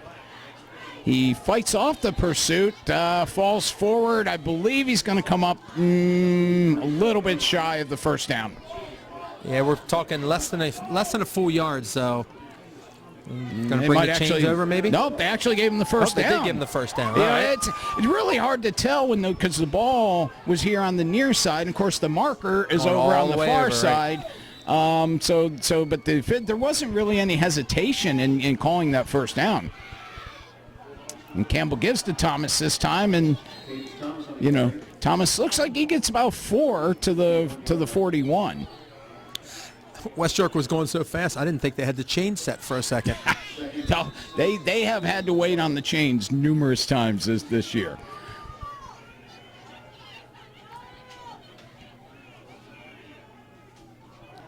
Campbell fakes the handoff, but keeper, but really, really nice play is that Martin again on that tackle. Martin is really, really handles that line well for Cocalico.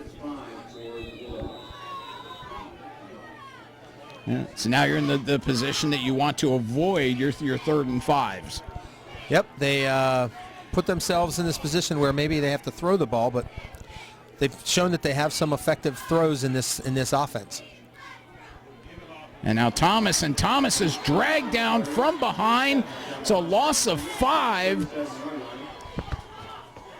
And that was Justin Modernis on that tackle. Really terrific pursuit. He just, he blew that play up from behind. It looked as if he knew the play before most of the West York players did. Yeah. He was so quick to the ball, and Thomas never had a chance to get near the corner, and obviously thrown for that big a loss, you're in trouble and got a punt now. Yeah, and it's hard to blame the running back for that. It just seemed like they didn't. And Campbell trying to keep this one. He's going to run it. And that's going to come back, I believe, on a holding penalty. It looks like Campbell was close to the first down. I believe he actually got it. But now they're definitely going to be forced to punt here. Looked like maybe one of the up backs there. They're right around the line of scrimmage. So now here's now let's look at this. Now if they came up short and you're Cocalico, you're going to decline the penalty. Just go ahead and take the ball on the 47. Don't let them punt you any deeper than this. Yep, it looks like they're trying to figure out if he made it or not. So to review the play again, Campbell was back in punt formation and pulled it down. There was a rush on it. He pulled it down, got around the rush, but some terrific backside pursuit. And looks like Cocalico, maybe they spotted a first down. Cocalico's going to, I don't see why Cocalico would take the penalty if it was not a first down. Right. Unless they believe that their special teams are going to get them in a better position than the 50-yard line, but I'm not sure that's really. 24-yard difference. Yeah, that's a pretty hefty starting point. But their up back or their back is at the 40. So right now they're giving up 10 yards of where they could have had it. And Campbell kicks that one toward the far side. It takes a West York roll, and looks like around the 37-yard line of Cocalico where they'll take over. So, again, if that's not a first down, you're talking, what, a 15-yard difference? Yep. I got to wonder if maybe, well, at one point it looked like I thought maybe a horse collar tackle on Campbell could have been called, because as he was coming out of bounds, it looked like a hand came up to the collar, but nothing called, so I guess they'll take it at the 37 and I didn't go hear a from lot there. of yelling from the West Nope. York sideline either, so. Nope. And Hunter Hine breaks free. Hunter Hine is going to go. He takes a long gain. Start at the 37. He got 13. Do some math. Wow. Boy, that is huge. That is a 43-yard carry. Certainly not what West York was expecting. Thinking West York's probably wondering, where'd this guy come from? Because he had a decent number of carries, but it looked like he wasn't going to be as big a factor in the offense as he has been tonight. I mean, he had 77 carries. He averaged, let's say, only 4.5 a carry. Well, he's kind of averaging a bit more than over that tonight. today. Way over that. You're the math whiz, but yeah, I think we can both guess that. Way over 4.5. And Hine again on the carry. It's obvious they believe and what is we got a late flag coming in there. They obviously feel they've got a big advantage over that left side on West York's defensive line, so it's just a matter of West York beefing it up a little bit, but it looks like it might be. And the Bulldogs are called for a at this ball point. personal foul after the play, much to the chagrin of the fans sitting in front of us. Fans are not real happy about that, but obviously, I mean, I'm wondering if it was just maybe something that should have been said, because it didn't look like any punches or anything like that were thrown. But now we're looking at 1st and goal from the 7. Sawyer with the handoff, and he gave that to High falls forward as he always does. Looks like he got about a yard, so we're looking at 2nd and 6. Well, if the defense is going to come up big, this would be a good place for it. Yeah.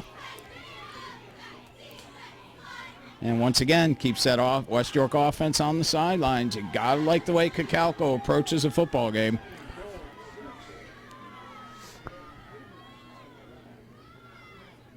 And, High got popped right at the line there. I'm thinking 2 runs up the middle, 3rd down. Look for something on the outside edge. Most likely. Try to get, and they do have the wide side of the field here to get to as well. Yep. So, again, a defensive hold here would do wonders for the West York. You'd hope for the West York Considering, confidence. and Cocalico's only kicked 2 field goals all year, so you wonder how they would approach it as well. And there's a pitch out to the wide side. Fabiani, and he is into the end zone. A touchdown for Cocalico. Nice run around the corner, excuse me. I think he had a bit of blockers. Yes, he falling did. To that Yes, left side he did. Because West York actually had pretty good pursuit as you looked along the line, but they just couldn't do anything. There was somebody in their way anytime they were going to make that tackle. It's almost as if they set that up with the first 2 runs, too. That, we'll just go up the middle a couple times, keep you thinking that, and then we'll slide to the outside, use our speed, and get the 3rd touchdown of the game. And we have a flag on the conversion attempt, which the kick was wide, but we have now West York's called for offside. The penalties are definitely starting to add up, on the Bulldog side, and it's got to be something that's really concerning at this point. You don't get to be 10-1 and shoot yourself in the foot constantly, but they're sure doing it tonight, and they need to. They still have plenty of time to come back, but they need to do something this next drive and cut into this Cocalico lead, because they're going to be up 2 scores. And now this move comes as no surprise with the ball moved up on the penalty. The offense is back on the field. They're going to go for 2, and I think most people would certainly do this very same thing.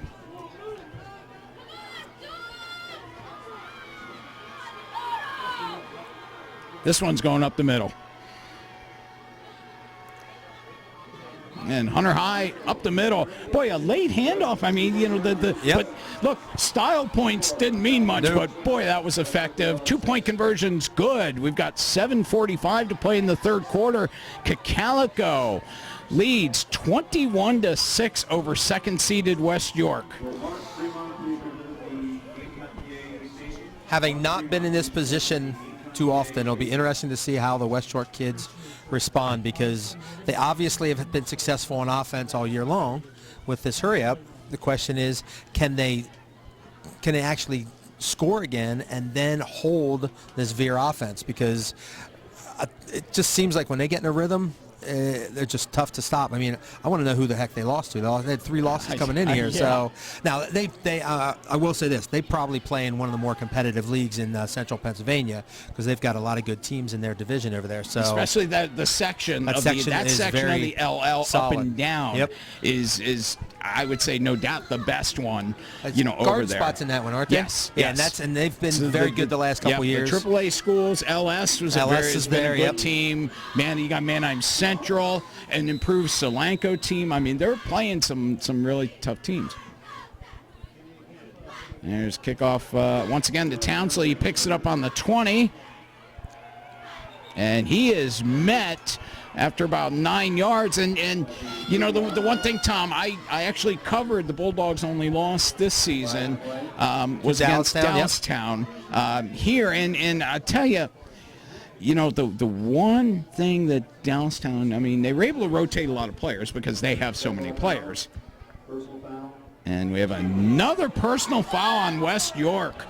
After the play, another dead ball. I'm just wondering, what's going on. I mean, the referees are obviously seeing something. Or hearing something. I mean, or it could hearing be something, that- but, credit Cocalico for keeping their cool.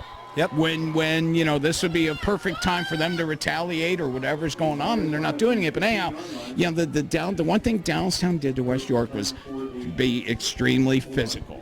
And I think we're seeing that again tonight, and it might be something that the Bulldogs are struggling with. Yeah, we're not really seeing anything when these flags are coming in. So I gotta wonder if somebody's just saying something they shouldn't. Like I know in my sport, if you swear at all, the officials right away go to a card. Mm-hmm. So I gotta wonder if maybe something's being said they're hearing, and they're tacking on the personal foul. Although I wonder if swearing might be typically unsportsmanlike. Unsportsmanlike conduct, you would think. So Campbell rolls to his left. He spots Canes. He's got him at the 21, and yet very solid. And then a gang tackle on the end of that. So, but Canes got some positive yards. They're desperately in need of them. And put the ball down on the 20. 2nd and 5 for West York.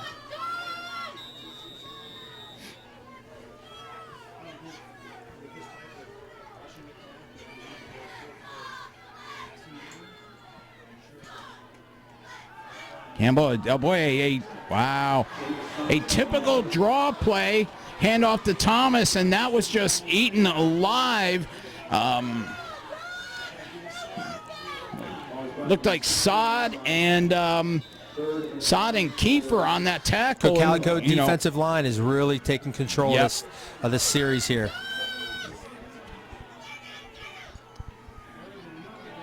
And now like a little bit of a drop screen pass, pass. good play to Narber, and a solid tackle to the sideline.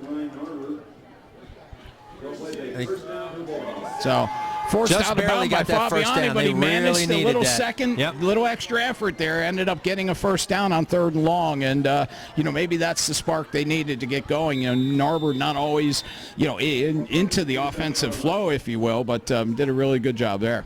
And another wrestler, by the way. Yes, another wrestler. And Campbell fakes to Thomas. But he's just, Campbell gets, a positive, a 5-yard gain, though. But honestly, Tom, I won't kid you. The times I've seen West York, that's not a 5-yard gain. That's a 12-yard gain. Oh, okay. Okay? Right. That's a 15-yard gain. One game he had 6 touchdowns. That was an 80-yard gain. So, it's, So obviously Cocalico has been doing something right all question evening about it. to slow him down.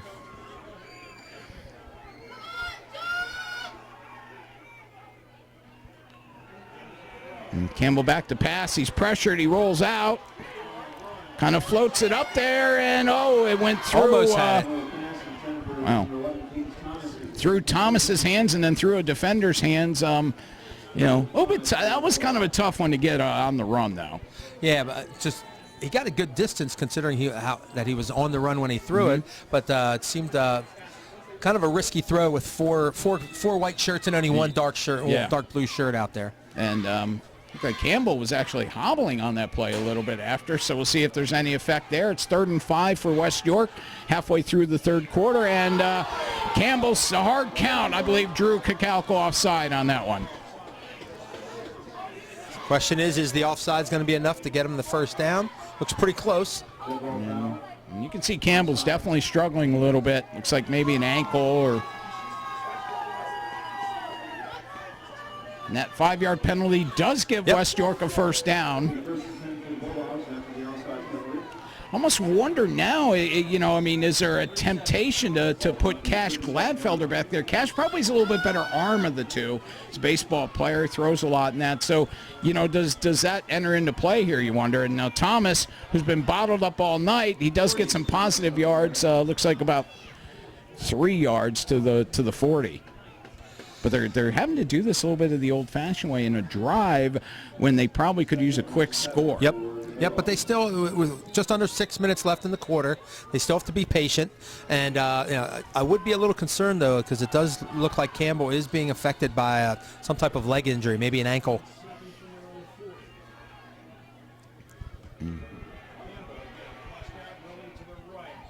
And now there was there was the call that went the other way. Campbell completes a quick swing out of bounds to Cash Gladfelder. He got hit a little late out of bounds, and I believe we got 15 yards going the other direction. And Campbell seems to be really favoring that right ankle. Yep. You got to wonder, like you said, how long before they go to their backup quarterback, which obviously hasn't played yet tonight. But you got to you got to weigh the positives and negatives, and if he's been throwing the ball well, and they're obviously seeing that they can throw the ball against this Cocalico defense. And with the penalty, move the ball to the 46-yard line of Cocalico, move the chains. West York with the first down, and official timeout here. I'm wondering, Tom, I kind of wondered about the spot. This didn't really seem like it went 15 from the spot of the foul. Looks like they only walked off about 7 yards. There we go. Now they're going to move it first. Tom, I was not going crazy. You'll be glad to know. It looked like they did a 10-yarder instead of a 15-yarder. Well, turn down for what, right? That's right.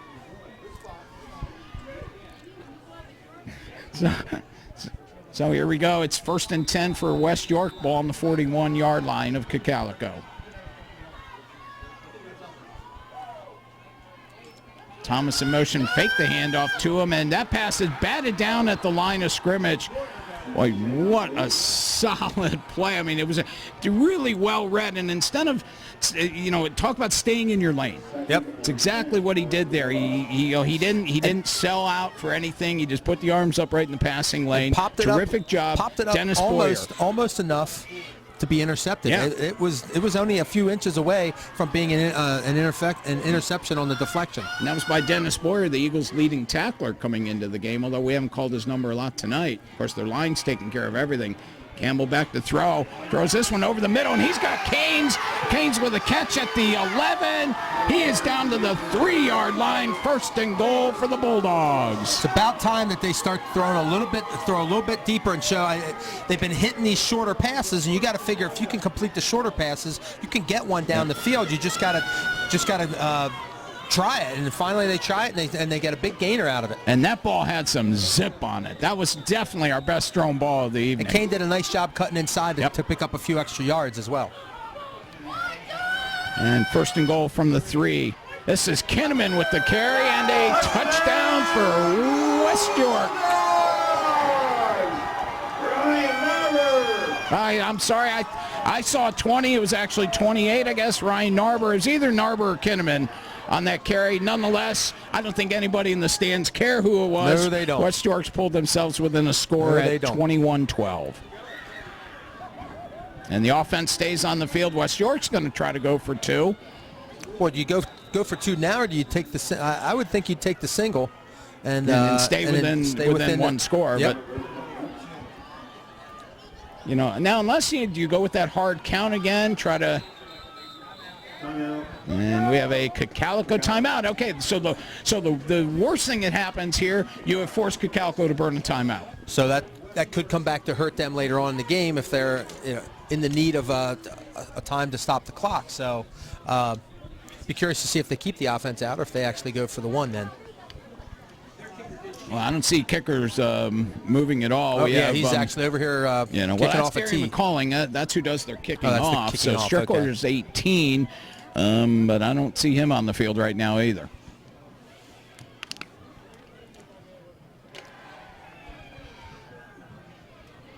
Well, I think we finally got a chance to see a little bit of the West York offense in full rhythm.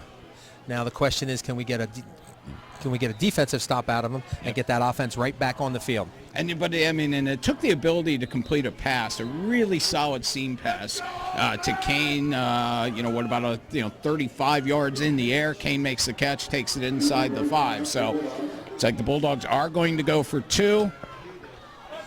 Narber in the backfield. Single back set with Narber.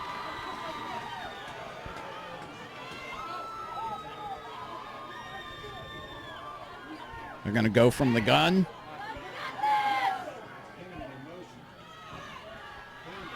Campbell faked, and he looked like he slipped a little bit, and he came up short, so the conversion is no good. So now West York trails by 9, 21-12, 5:08 to go in the third. Yep, now, I think you make that call now, knowing if you feel really confident in your offense, knowing that or believing that they're going to be able to score a couple times, because you don't want to get 2 behind.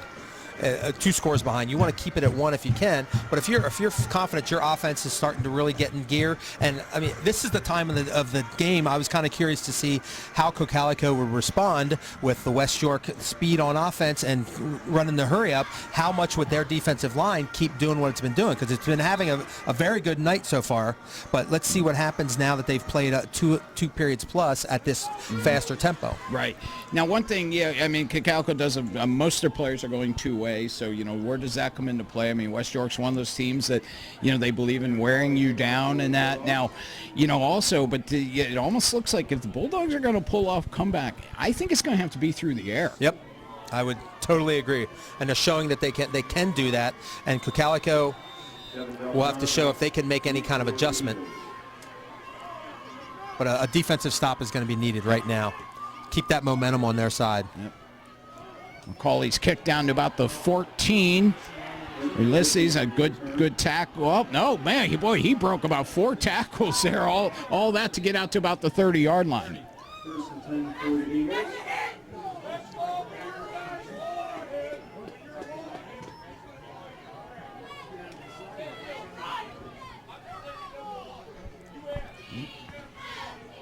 And we're going to set it 4:59 to go, third quarter. Cocalico with the ball on its own 30. First and 10, going left to right.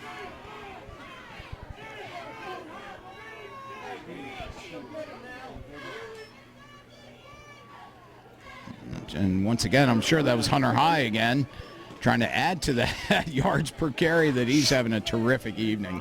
Great run up the middle like that. Obviously, the Cocalico offensive line's been doing their job all night as well. Boy, you don't get runs like High's been able to turn in without the big guys or the big uglies doing their job. Exactly, you're not Keith kidding. Jackson liked to say. And they're physical. I mean, you could just tell. I mean, they're getting a push on nearly every snap. And so the hurry up offense, maybe they're okay with that. That they're showing they're in a lot better shape than maybe some people expected. Once again, is that. Boy, High, just, they're, getting him low. They had him around the ankle, but it didn't matter. I mean, he falls forward for a first down now. on their own Yeah, 41, they moving didn't the get him ball. until he already picked up a 4-yard gain, and by falling forward, he gets the extra 2. First down for the Eagles. Now High's listed at 5'8", but he's listed at $185, which that's like my size. Yeah, I'm it looks a 5'8", little- about 190. He looks bigger. He definitely looks bigger. Yeah, but I'm thinking he's in a little better shape than me. Well, I'm thinking most of those people are better shape than you or I. At least I'd hope so. They're athletes, Yeah, right? that's true. And now that play gets stuffed in the backfield. I believe that was Del Piano on that carry. And West York finally with some defensive penetration. We have not seen the typical amount of that this game. Got to wonder if Cocalico really maybe just got a little bit too fancy. I mean, Yeah. It seemed And like they maybe- ran a little bit too much motion in the back and gave West York that extra couple seconds to get in the background or backfield, and they made them pay. I believe that was Adam Hess on that tackle, a sophomore. And then when in doubt, let's give the ball to Hunter High. A little better 4 or 5, job, yep. but he still gets 4 or 5 yards. Now, they would love to, see him rattle off another 47-yard run, but yet, you also got to like the idea of a drive. Yep. Take time off the clock. Keep the West York offense, which seems to be getting into a rhythm, keep them on the sidelines as much as possible. 3rd and 7, late third quarters. Cocalico with the lead, 21-12. And this is in a territory where they're not going to go for it on 4th down either. So big opportunity This could be for a big stop here, obviously. Yep. And it's a pitch wide to Fabiano. Oh, missed. Yep. Fabiani he got run out of bounds by Townsley, but he absolutely avoided a tackle that would have brought him up short. Looks like, yes, they had the first down there. Missed tackle there about 4 yards prior would have had them punting at this point in time. And Cocalico's wide receiver blocking downfield did a nice job giving Fabiani just that little bit of extra time to turn it upfield and get the extra yardage he needed. Definitely an underappreciated art form at this game with a running team is how the receivers block, no question about it. Hill on the carry, went up the middle. Looks like they stopped them at about 2. So you're looking at 2nd and 8, and it looks like I'm seeing a little bit of John going between. Looked like Hunter High was pointing at something at one of the West York players. I understand the Bulldogs want to amp up the emotion, if you will, but they've already been penalized 3 times for it. Stay out of it. Just play football.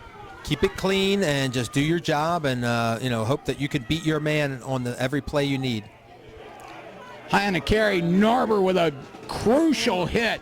Because if Narber doesn't slow him down, there was a 3-yard carry. If Narber doesn't slow him down, it's a 13-yard carry and a first down. Narber did a great job just slicing inside from his linebacking position, was able to hit him and slow him down and keep him so that somebody else could help him, because they've been getting good hits on him initially, but not able to slow him down and keep him for minimal yardage. But, well, Tom, you're right. I'm looking at that young man. He looks bigger than 5'8", 185, that's for sure. And they're going to throw the ball. I'm a little surprised at that. Oh, but he complete. Del Piano, touchdown. Okay, Del Piano makes a great adjustment to the ball there. Terrific adjustment. Turns. I think the West York defender, did he get caught going for the interception? It looked like it, yeah. It looked like they were fighting for the ball. Yep. So instead of knocking the ball down, you go for the pick. It gets swiped. It goes the other way. Ends up being a 44-yard touchdown reception. Probably the one thing we did not expect to see from Cocalico. It's probably what I'd consider the classic 50-50 ball. You throw it up, and 50% of the time, one guy's going to get it 50% the other time. And it looked like the extra little height that Del Piano had on him might have been just enough he needed for what he needed. And the extra point, I'm not sure. It is good. So 1:09 to play in the third quarter. Cocalico 28, West York 12. And I have a hunch we're seeing some pretty stunned people in the stands in front of us. I feel like a huge amount of air just kind of left the stadium here, because it seemed like there was getting a little bit of energy. Looked like West York was starting to kind of play themselves back in the game. And then let's face it, It was a good play by Cocalico, a smart call. If you're going to run in that situation, they were in a position where they were probably going to go for it on 4th down anyway. So why not go for the ball, go for a little deeper shot, and maybe a little luck there, possibly. But in the end, they did what they needed to do on that play. You know what sets that up, though? The ability to do that is the fact that they've been able to get 5 yards pretty much at will. Yep. So now you say, and you said it perfectly, on 3rd and 5, you're going to go for it on 4th down where the ball was most likely anyway. So, give it one shot. And if you're West York, you're not expecting that. No. You've given up Not at yard all. upon yard on the ground. You're not expecting that pass.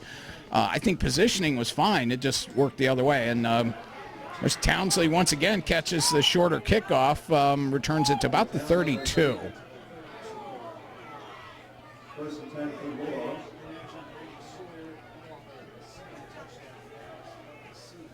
Well, we got a minute left in the 3rd quarter, so West York's got time, but they can't afford to take too much time to score because they need to get the ball back.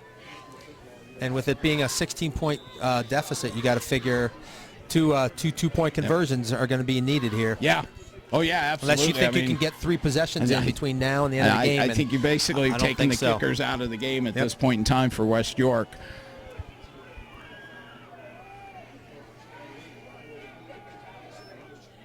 Campbell with a fake. It's like had to drop back, and he kind of threw that one away. He was out of the tackle, out of the hash mark, though. So, it's one of those that you got to watch. You throw a ball away like that, and you're behind the tackles, you're going to get flagged. Yep. So. And it looked like they were trying to set up some kind of screen, but I couldn't find where the receiver was.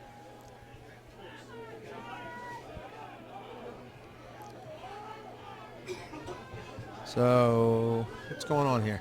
Well, they're waiting for a ball to come in from the West York sidelines there we go. because that pass was thrown pretty far out of bounds, and you know that doesn't make the coaching staff that wants to be up on the ball and go No. very happy. Not at all.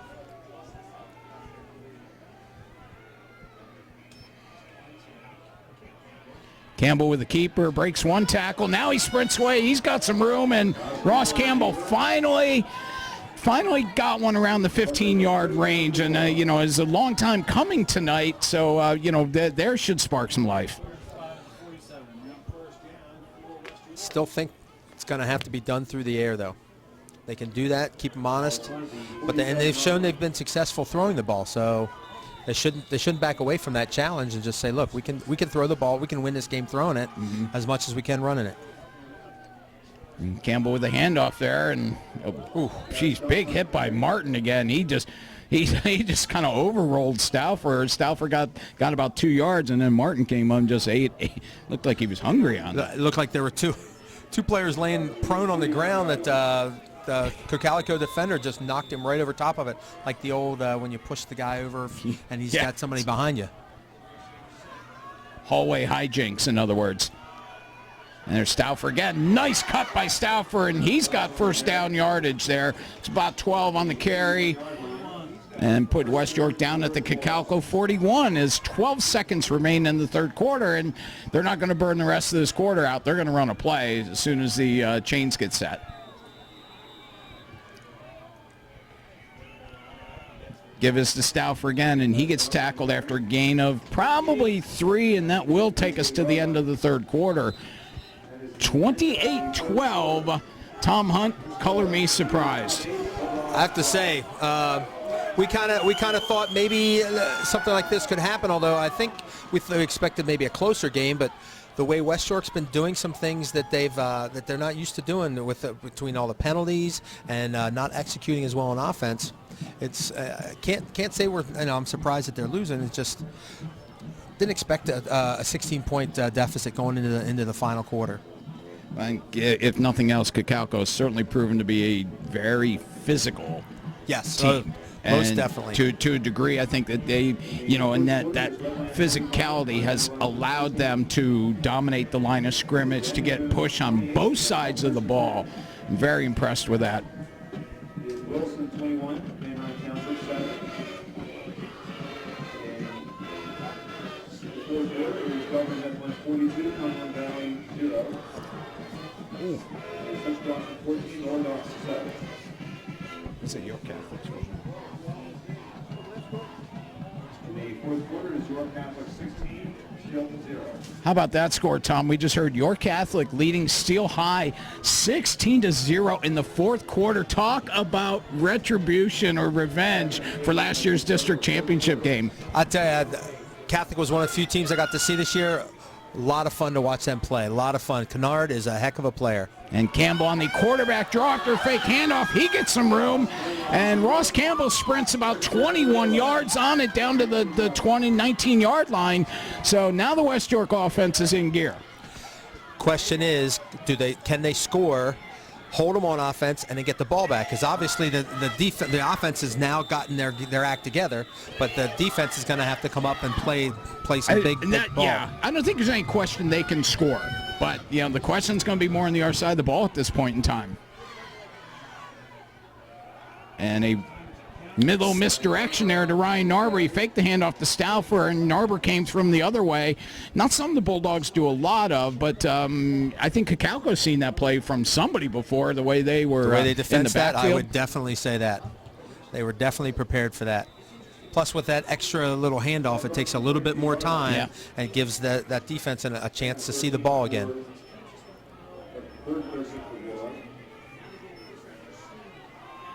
And I don't know what happened on that snap, but it certainly didn't work. The shotgun snap looked almost like it tipped off the running back. Yep, almost that's exactly Campbell, what it looked like. Campbell made a terrific play, actually tracking it down out of the air. Unfortunately, by the time he caught the ball, he had Abdul Saad, in his back pocket, and forced another loss yet for the Bulldogs. So, here the offense got themselves going, and what looked like a good drive, and now you're looking at 3rd and 16, or to. And most of the shotgun snaps have been coming out pretty fluttery kind of thing. So you're not really getting the ball really quickly back. And we talked about those balls and the effect on the quarterback, but maybe there's a situation that affects the center snap too. Campbell with time. Now he's being pressured. Throws in the end zone. Jump ball. Oh. Almost a terrific catch by Cash Gladfelder. He got his hand on it twice, was falling down. This would have been an amazing catch. Considering how good the defensive back played that, he played it perfectly, and to be able to Gladfelder have yet a second chance to get his hands on the ball just shows you, how good of an athlete he was, and the fact that he couldn't haul it in, it's too bad, because now we got a 4th and 17. Yeah. And now, Tom, there's still more than 10 minutes to go, but is this a must play for West York? I think they have to. Down 2, because you got to rely on the fact that you're not going to get the ball a third time in the quarter. Yep. Campbell with a throw, and it's actually incomplete, which actually did Cocalico a favor, as their defensive back tried to catch the ball. Well, that would have been silly. Would have been inside the 10. I mean, it would have cost them 20 yards. So another turnover on downs. Cocalico's ball, and this place has suddenly gotten very, very quiet. Yep. Unfortunately, I think the Bulldog faithful are looking at the end of their season a little bit earlier than they anticipated. We're starting to see some people stir. I believe the cold night is sending some folks to their cars much sooner than expected, and not something you would ever expect to see here at West York. But Cocalico, you got to give them credit. They've done their job coming in here, running the veer the way we kind of expected them to, and I think they've been more successful than I expected them, quite frankly. And, coming from a back like Hunter High, who I would have looked at down on the field and said, yeah, okay, he'll be, he'll get the 2s and fews. Now, he has just carried a load and done a terrific job. And, of course, that goes back to the offensive line of Cocalico doing their job in a stellar fashion. I mean, you just can't say enough about how well they've played, because obviously a veer offense is running, but your running game is totally based on your offensive line, and they're doing a great job tonight. Boy, they sure are. The push, even on the short carries, the push is terrific. Now here's Hunter High, stopped after a yard. So some good interior defense there for West York. But Hunter High is my gubernatorial candidate now.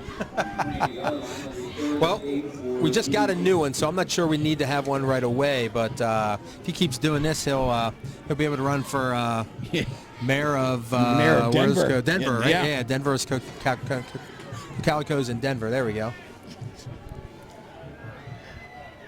So we're at 3rd and 8 now, and a must stop for West York here. And little pitch to Fabiani, and he's got some running room, but we got a flag. This one is coming back while Fabiani's taking this one down all the way down to the Bulldog 18. This one is coming back either right in the area of a hold, I would right think. in the area of a hold or block in the yep, that is holding, and it's going to be about a 13-yard penalty based on the mark because it was actually behind the line of scrimmage flag. So wipe the long carry off the board. No yards on that, and then a -13 on the stat line penalty wise. And then one hold away from a punt, and we still have just under 9 minutes on the game. West York has got to believe that they can still do something here. And once again, we will see how is this what they need? I mean, I think we've asked that several times, and Yes, it just seems to be, this is what they needed, but it just doesn't get them over the hump. And that, got another break here, got one more stop to make, and then see what they can get going on offense. 3rd and 20 for the Eagles at the holding penalty.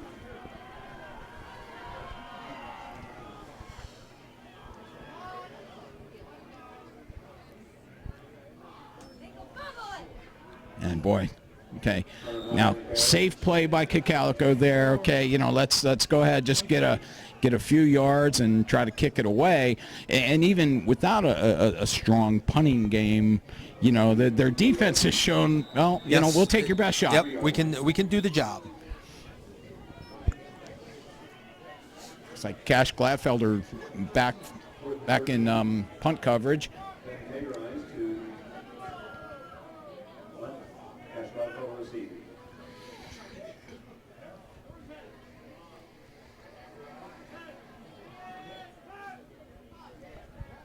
Also using the entire play clock wisely, and not the prettiest of kicks. Gladfelder takes it at the Eagles 47. Looks like give them about, and a late flag coming in there. I don't know if that was a late block in the back, but another great throw.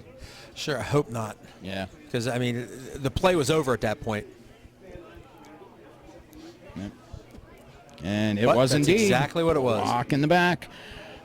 So wipe out the roughly 8-yard or 7-yard kick return, and the ball's going to go back into right near West York territory. You're probably going to spot it right around midfield.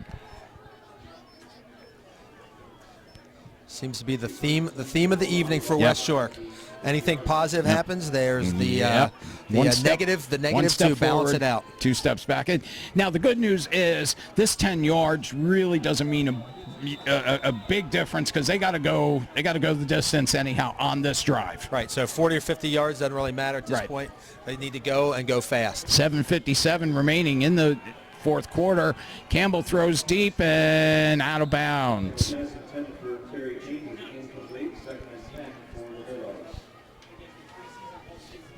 Still think maybe a couple crossing patterns underneath, get somebody loose in there, and because that's how they scored previously. Maybe a short little dump off to one of the speed guys, a dump off to Keynes or Thomas or maybe even Gladfelder.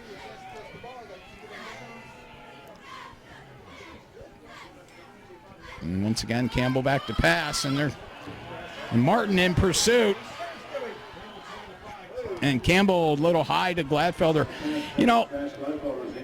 Martin, I mean, you got to figure Campbell just by weight and, maneuverability is certainly going to be faster than a pursuing lineman, especially one of, Martin 5'10", 175. He looks bigger. He looks definitely bigger. And he was busting his butt to get after him.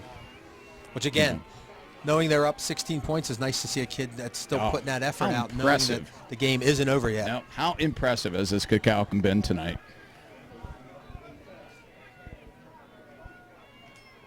And Campbell with a fake handoff, and once again, now he dives forward. Looks like he gets about 8 yards, but there again, this is one of those plays that I have seen it all season. That Campbell breaks 20 yards instead of 8 yards. Yep. And 4th down instead of 1st.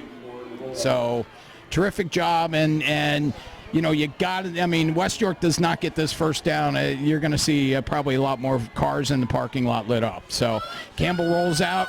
He cuts, makes a good cut. Now he got tripped up from behind, but a first down for Ross Campbell. Good decision there, and I think that was one Campbell was just saying, listen, we got to get this first down, then we'll worry about the rest of the stuff. Let's not be fancy, just go get it. And I think he probably could have picked up another chunk of yardage, but it got knocked off balance, so he just decided to go down and restart everything because he knows he's only going to have to wait a couple seconds to start his next play. So. And we have one of the Cocalico players is actually sat back down. He was in the upright position and sat down. The officials whistled it right away, so I don't know, he was in some type of distress. Okay, Grace. Yeah.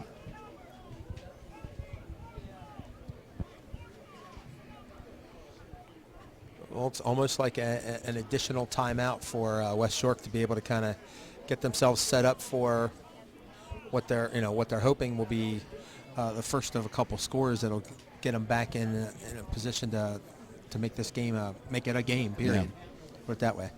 Right. York Catholic now 23-0 against Steel High. I mean, I'm going to assume it's still in the fourth quarter.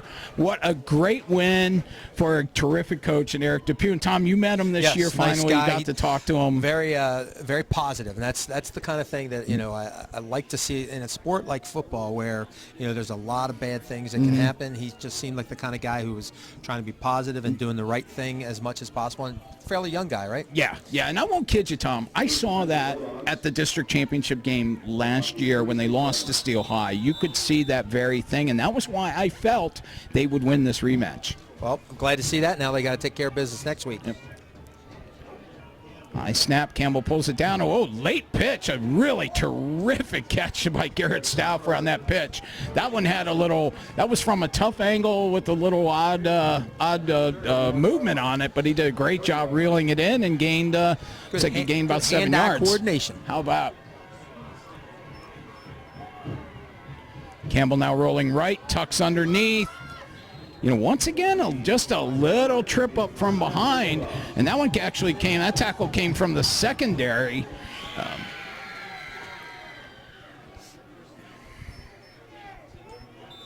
But it was a first down. Spot the ball on the about the 25.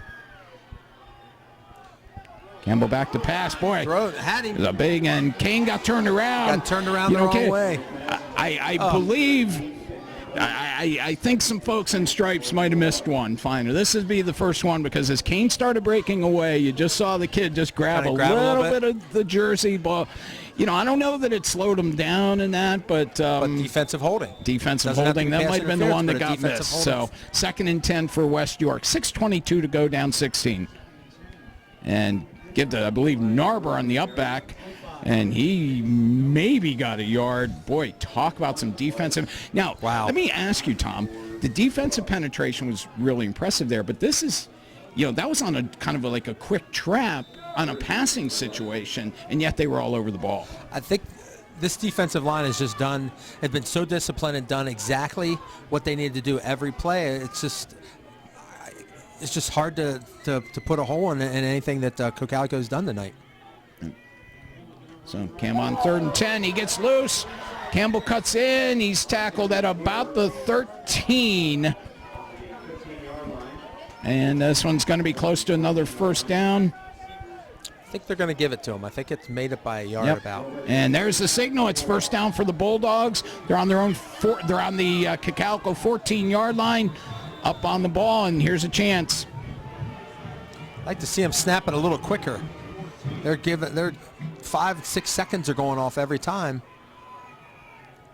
That's going to be time they're going to need later. And Campbell is brought down in the backfield 67. once again. Talk about shooting a gap. Jake Kiefer, remember, team leader in tackles for loss. He just added another one. He split that gap as if he was shot out of a cannon. That was a tremendous play. Loss of 6 on the play, and Campbell's an elusive guy, but boy, Kiefer was certainly sure. Not only did he get there, he just gobbled him up. How sure was he on that tackle? Yeah. Great play. And low snap comes out. Campbell scoops it up. avoids a rush. He throws, and that pass is almost intercepted. I don't think Kiefer expected I don't think he the really. ball. Yeah, I think he was surprised by the ball coming up and didn't realize he could have had the opportunity to get it. It was there too. I mean, it was there. It kind of got tipped, had a little floater, the classic thing going. The classic and, duck. Yeah, but you know, I mean, he is a linebacker. So although he does have, I know a couple of, I think I saw he does have a couple of interceptions this season, but. And we're down 3rd and 16, another 3rd and long. And Campbell back to pass. He throws that quick little out pattern, but there was nothing on that. And defended well, right on him. Yeah, Didn't give him the inside position. Even if Canes makes a catch there, he's going to gain 3 yards. Yep, 3-4 yards, and it's who cares on 3rd and 16? Exactly You'll get 3 yards every play. And I believe we probably have a West York timeout because this is the ball game here. Yep, there's no doubt. Had to make the timeout call here.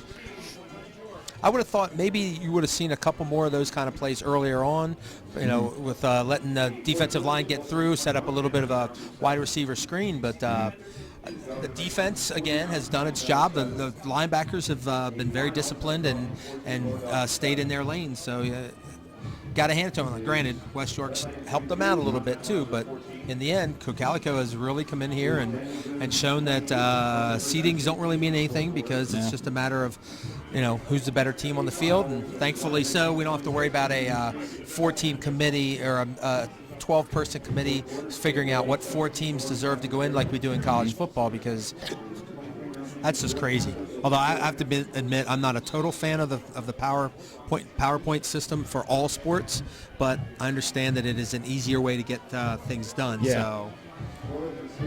And certainly, it's a mathematic way, but yet there's still, you feel, is there actual subjectivity in it? Yep. I know, there's certainly amongst coaches, it's a love-hate relationship for sure.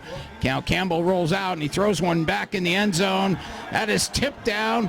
Now, was that how you write the textbook on 4th and 16 of defending your end zone? No doubt. Terrific coverage, and let's not do anything fancy by trying to catch the ball and let it pop down. up. That's right. Just knock it down. The ball's, you get the ball. They had the receiver sandwich, had a guy behind and a guy in front, so. Justin Bird on that play, very, very impressive. And that is the 5th turnover on downs of the game. You got to wonder, has West York had any more than 1 or 2 in a game? And here it's the 5th time tonight they've done that? I believe Dallastown might have been 2. So you're talking a team. And it still took a late 2-point conversion miss. Miller went for 2, right, elected to go for 2 instead of going for the tie. Going for the tie, and didn't miss it by much. So it was just one of those bang plays. And now you're not just talking the opponent is wearing white. Now the opponent is those lights on the scoreboard as they're ticking down. It's an opponent they have no answer for too. Yeah. No, only 2 more chances. West York has to stop the clock, and it's like, where do you take them? And I know it's just going to be an absolute shell-shocked. I think it's going to be a shell-shocked locker room, and they knew this was going to be a tough matchup. But really, I mean, the only time I really felt like they were in the game was at 7-6. Yeah. And they missed the extra point, and then what happens? Calico comes right, scores again, and all of a sudden they're right back on top of it.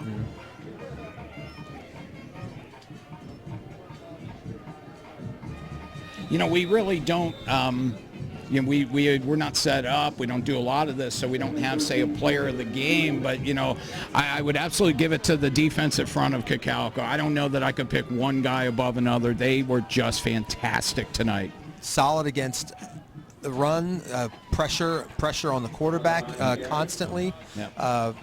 They've done a great job, and I think from the looks of it, I'd really like to see the team that's gonna next week that they're gonna face, and because like we were talking beforehand, I don't see anybody that's going to beat either of these teams get into the final. Of course, The final awaits the Crusaders of Bishop McDevitt. Most likely, they play tomorrow, hosts Mannheim Central. Right, which but you got to, I mean, always going to be a McDevitt- game. Always going to McDevitt's be a been game, that yeah. team, kind of that mystifying team within the entire state, not just District 3. So, Right.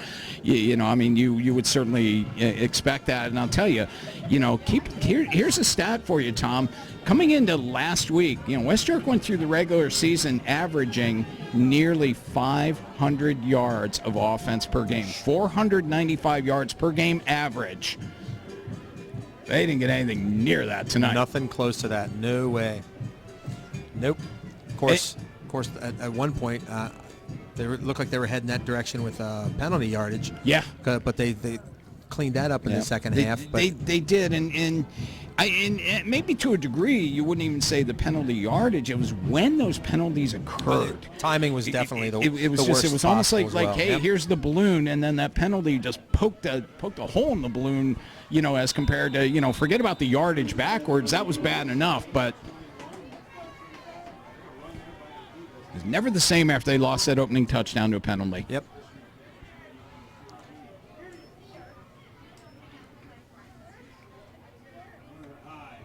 Hunter High. How many guys did he just carry with him? I'm gonna say 4. Yes. I'm gonna say 4, maybe 5. Somebody's giving me a 5 here from the West York mic. There were so many dark shirts. I think they started blending in together. Yeah. I must have missed one. I got a kick out of that young Sawyer, the quarterback. He handed the ball off and he rolled out and faked like he had the ball still and was going to throw it. I'm like, yeah, are you kidding me? I mean, please. Nobody in the place knows thinks you're going to do that. But still, High gets 5 yards, gives them a little bit better punt position, and they are back to punting. West York's got hope for an absolute disaster here, and it looked like a deflection on the punt. It rolls dead about the Cocalico 45, but 45 yards, 16 points, 2 minutes 42 seconds. One timeout left. Not good. But it's been a good year for them. I mean, they win a district another championship. good year for it. I mean, the program that's been built here, with Ron Miller's arrival, and Ron had to fill the shoes of a legendary man, a terrific guy. We saw him before the game Coach today, Bupp. and Coach Bupp, and you're talking. I mean, Miller came into this season. His 9th season was 73 wins. Wow. In 8 years. I didn't realize they had that many. Just phenomenal. That's impressive. You're averaging 9 a year. Yep. You're doing something right. Campbell back to pass, and that one slipped in and out of the hands of Ian Lichty. And that kind of a little bit of a microcosm of the night. Here was a play that had developed, it was open, and just didn't happen. The ball was just a touch behind, just enough that he couldn't hold on to it. The near miss, the game of near misses. Yep.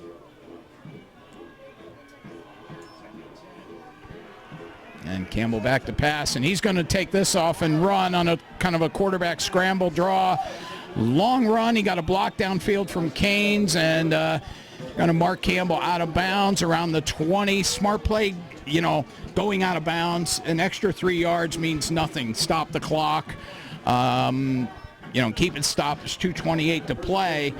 Now there's no question. If they score, we're going to see an onside kick attempt and hope for a miracle.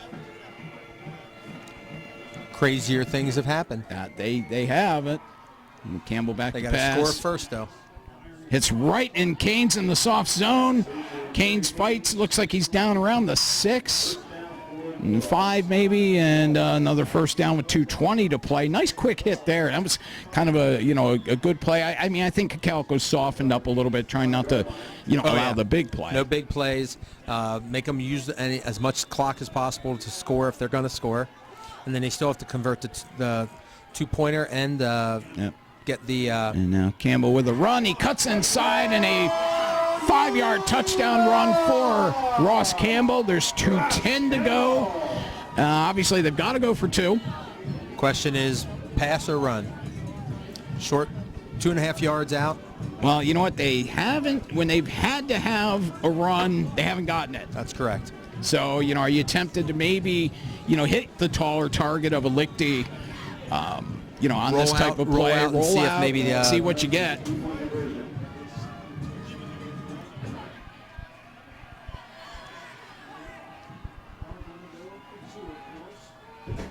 And Campbell does roll out. They are looking to throw and throws him back the end zone. He threw it behind Ian Lichty. Had him. Yep. So conversion no good, and that was one. I mean, they had to get because really, if you look at their custom, and every time we've kind of tried to say there was a nail in that coffin, if they get the 2-point conversion. If they would recover the onside kick, they have plenty of time. And with that offense, to 2 minutes is again. a lifetime. Yep. And but that one wasn't to be. We know they're going to onside kick here, and see certainly Cocalico falls on the ball. We'll be running out the last couple minutes on the West York season. Understand that one of our other area teams, Bermudian Springs, lost to a very, very good Wyomissing team to another great season, 11-1 season by the Eagles and Coach John Defoe. It's almost unfair when you think of, that AA bracket with Berks Catholic and Wyomissing. I mean, this is one of those any other year Bermudian is probably playing next week up in Hershey. I think the biggest thing from my point of view is your competition in your league, because Berks and Wyomissing get to play each other. Yeah. So when you're in the regular season, you have to play a game like that. Mm-hmm. Yeah, so somebody's going to come in with a loss, but they're going to have an opportunity. Yep. And the ball hit a Cocalico helmet, went out of bounds. That means the Eagles will retain possession, and they're going to run out the clock here on the Bulldog season. You just can't replace that good regular season competition.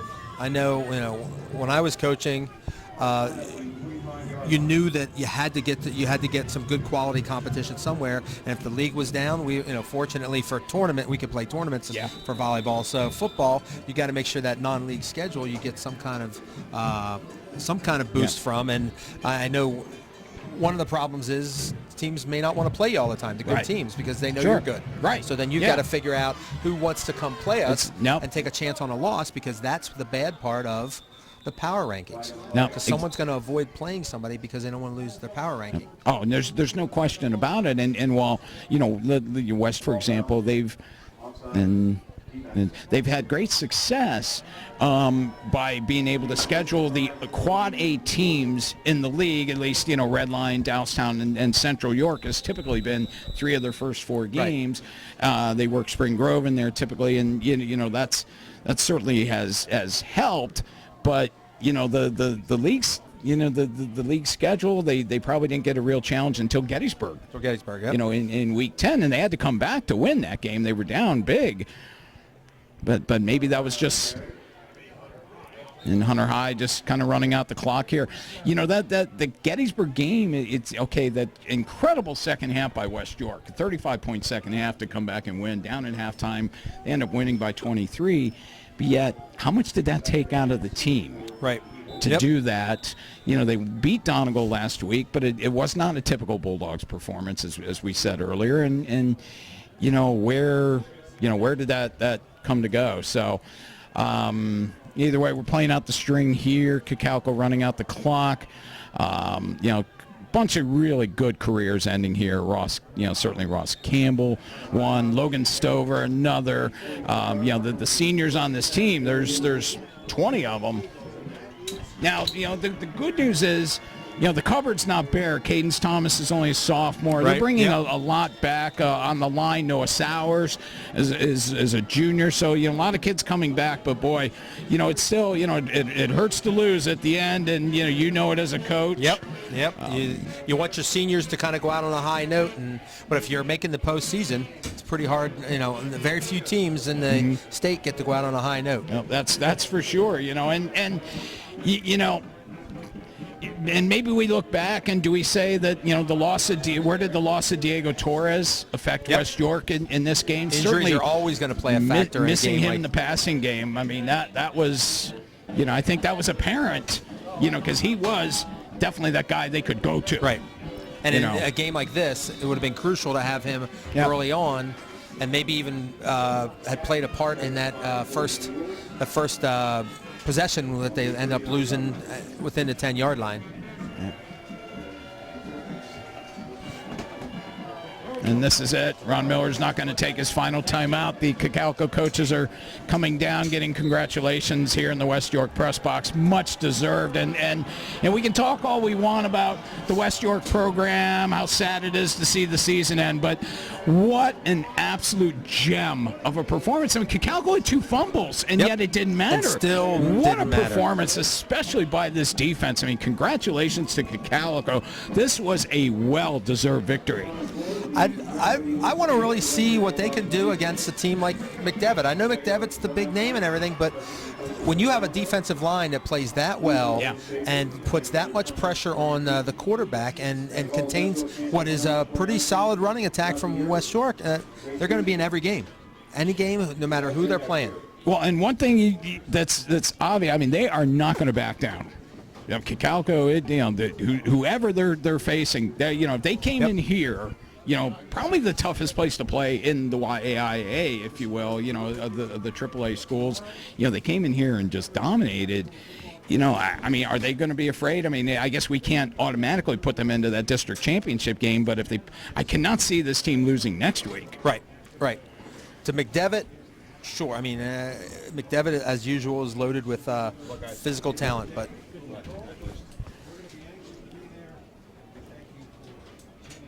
so, Tommy, maybe this is the benefit of being able to work with you today, is I don't really have to, I can at least avoid the losing huddle, and certainly, you got to figure there's a lot of tears in there, particularly for the seniors, and that, a kid like Brett Kinnaman never played football. I hadn't played football since 8th grade, came out at the behest of his friends, and now, the run that was supposed to go for at least 2 more weeks is over. And it's a really hard thing as a coach to talk to the kids, and I mean, especially in this situation. I think if you ask every man on that Bulldog team, they'll tell you we didn't play our best game, and they'll give credit to Cocalico. But you always want to go out playing your best, and when you lose playing well, you can take that loss a lot better than you can when you're not playing well. But again, give credit to Cocalico for taking control where we thought maybe West York might have an advantage. They made sure to show that they were the ones with the advantage, and they rode it all the way through to a 10-point win and on to the semifinals for them. And now, we didn't see a lot of wild celebrating from the Cocalico side. Does that tell you about this team? They expected to win the game. There's no doubt about it. And when they come in, when you pull the quote-unquote upset, that's when you see people going crazy. But obviously they came out, they felt like they were going to win this game, and they're ready to move on to the next week and see if they can keep their season alive. Yeah, and I'm going to wrap up just by saying, last week Coach Ron Miller told his team we're going to have to play better against Cocalico. They probably played better in some spots, but just couldn't get it going. The overall performance, and he told us, Matt and I stopped here on Monday, or on Tuesday rather, and he told me, he was really wary of this Cocalico team. Well, we saw why, didn't we? Most definitely. All right, folks, we're going to wrap up for our broadcast. Thank you for tuning in. We'd love to hear your feedback on how Tom did, because I know, I was terrible. So, but Tom, great job. Always a pleasure being with you, that's for sure. Thank you, Steve. So congratulations. The Cocalico Eagles move on to the District 3 Class AAA semifinals.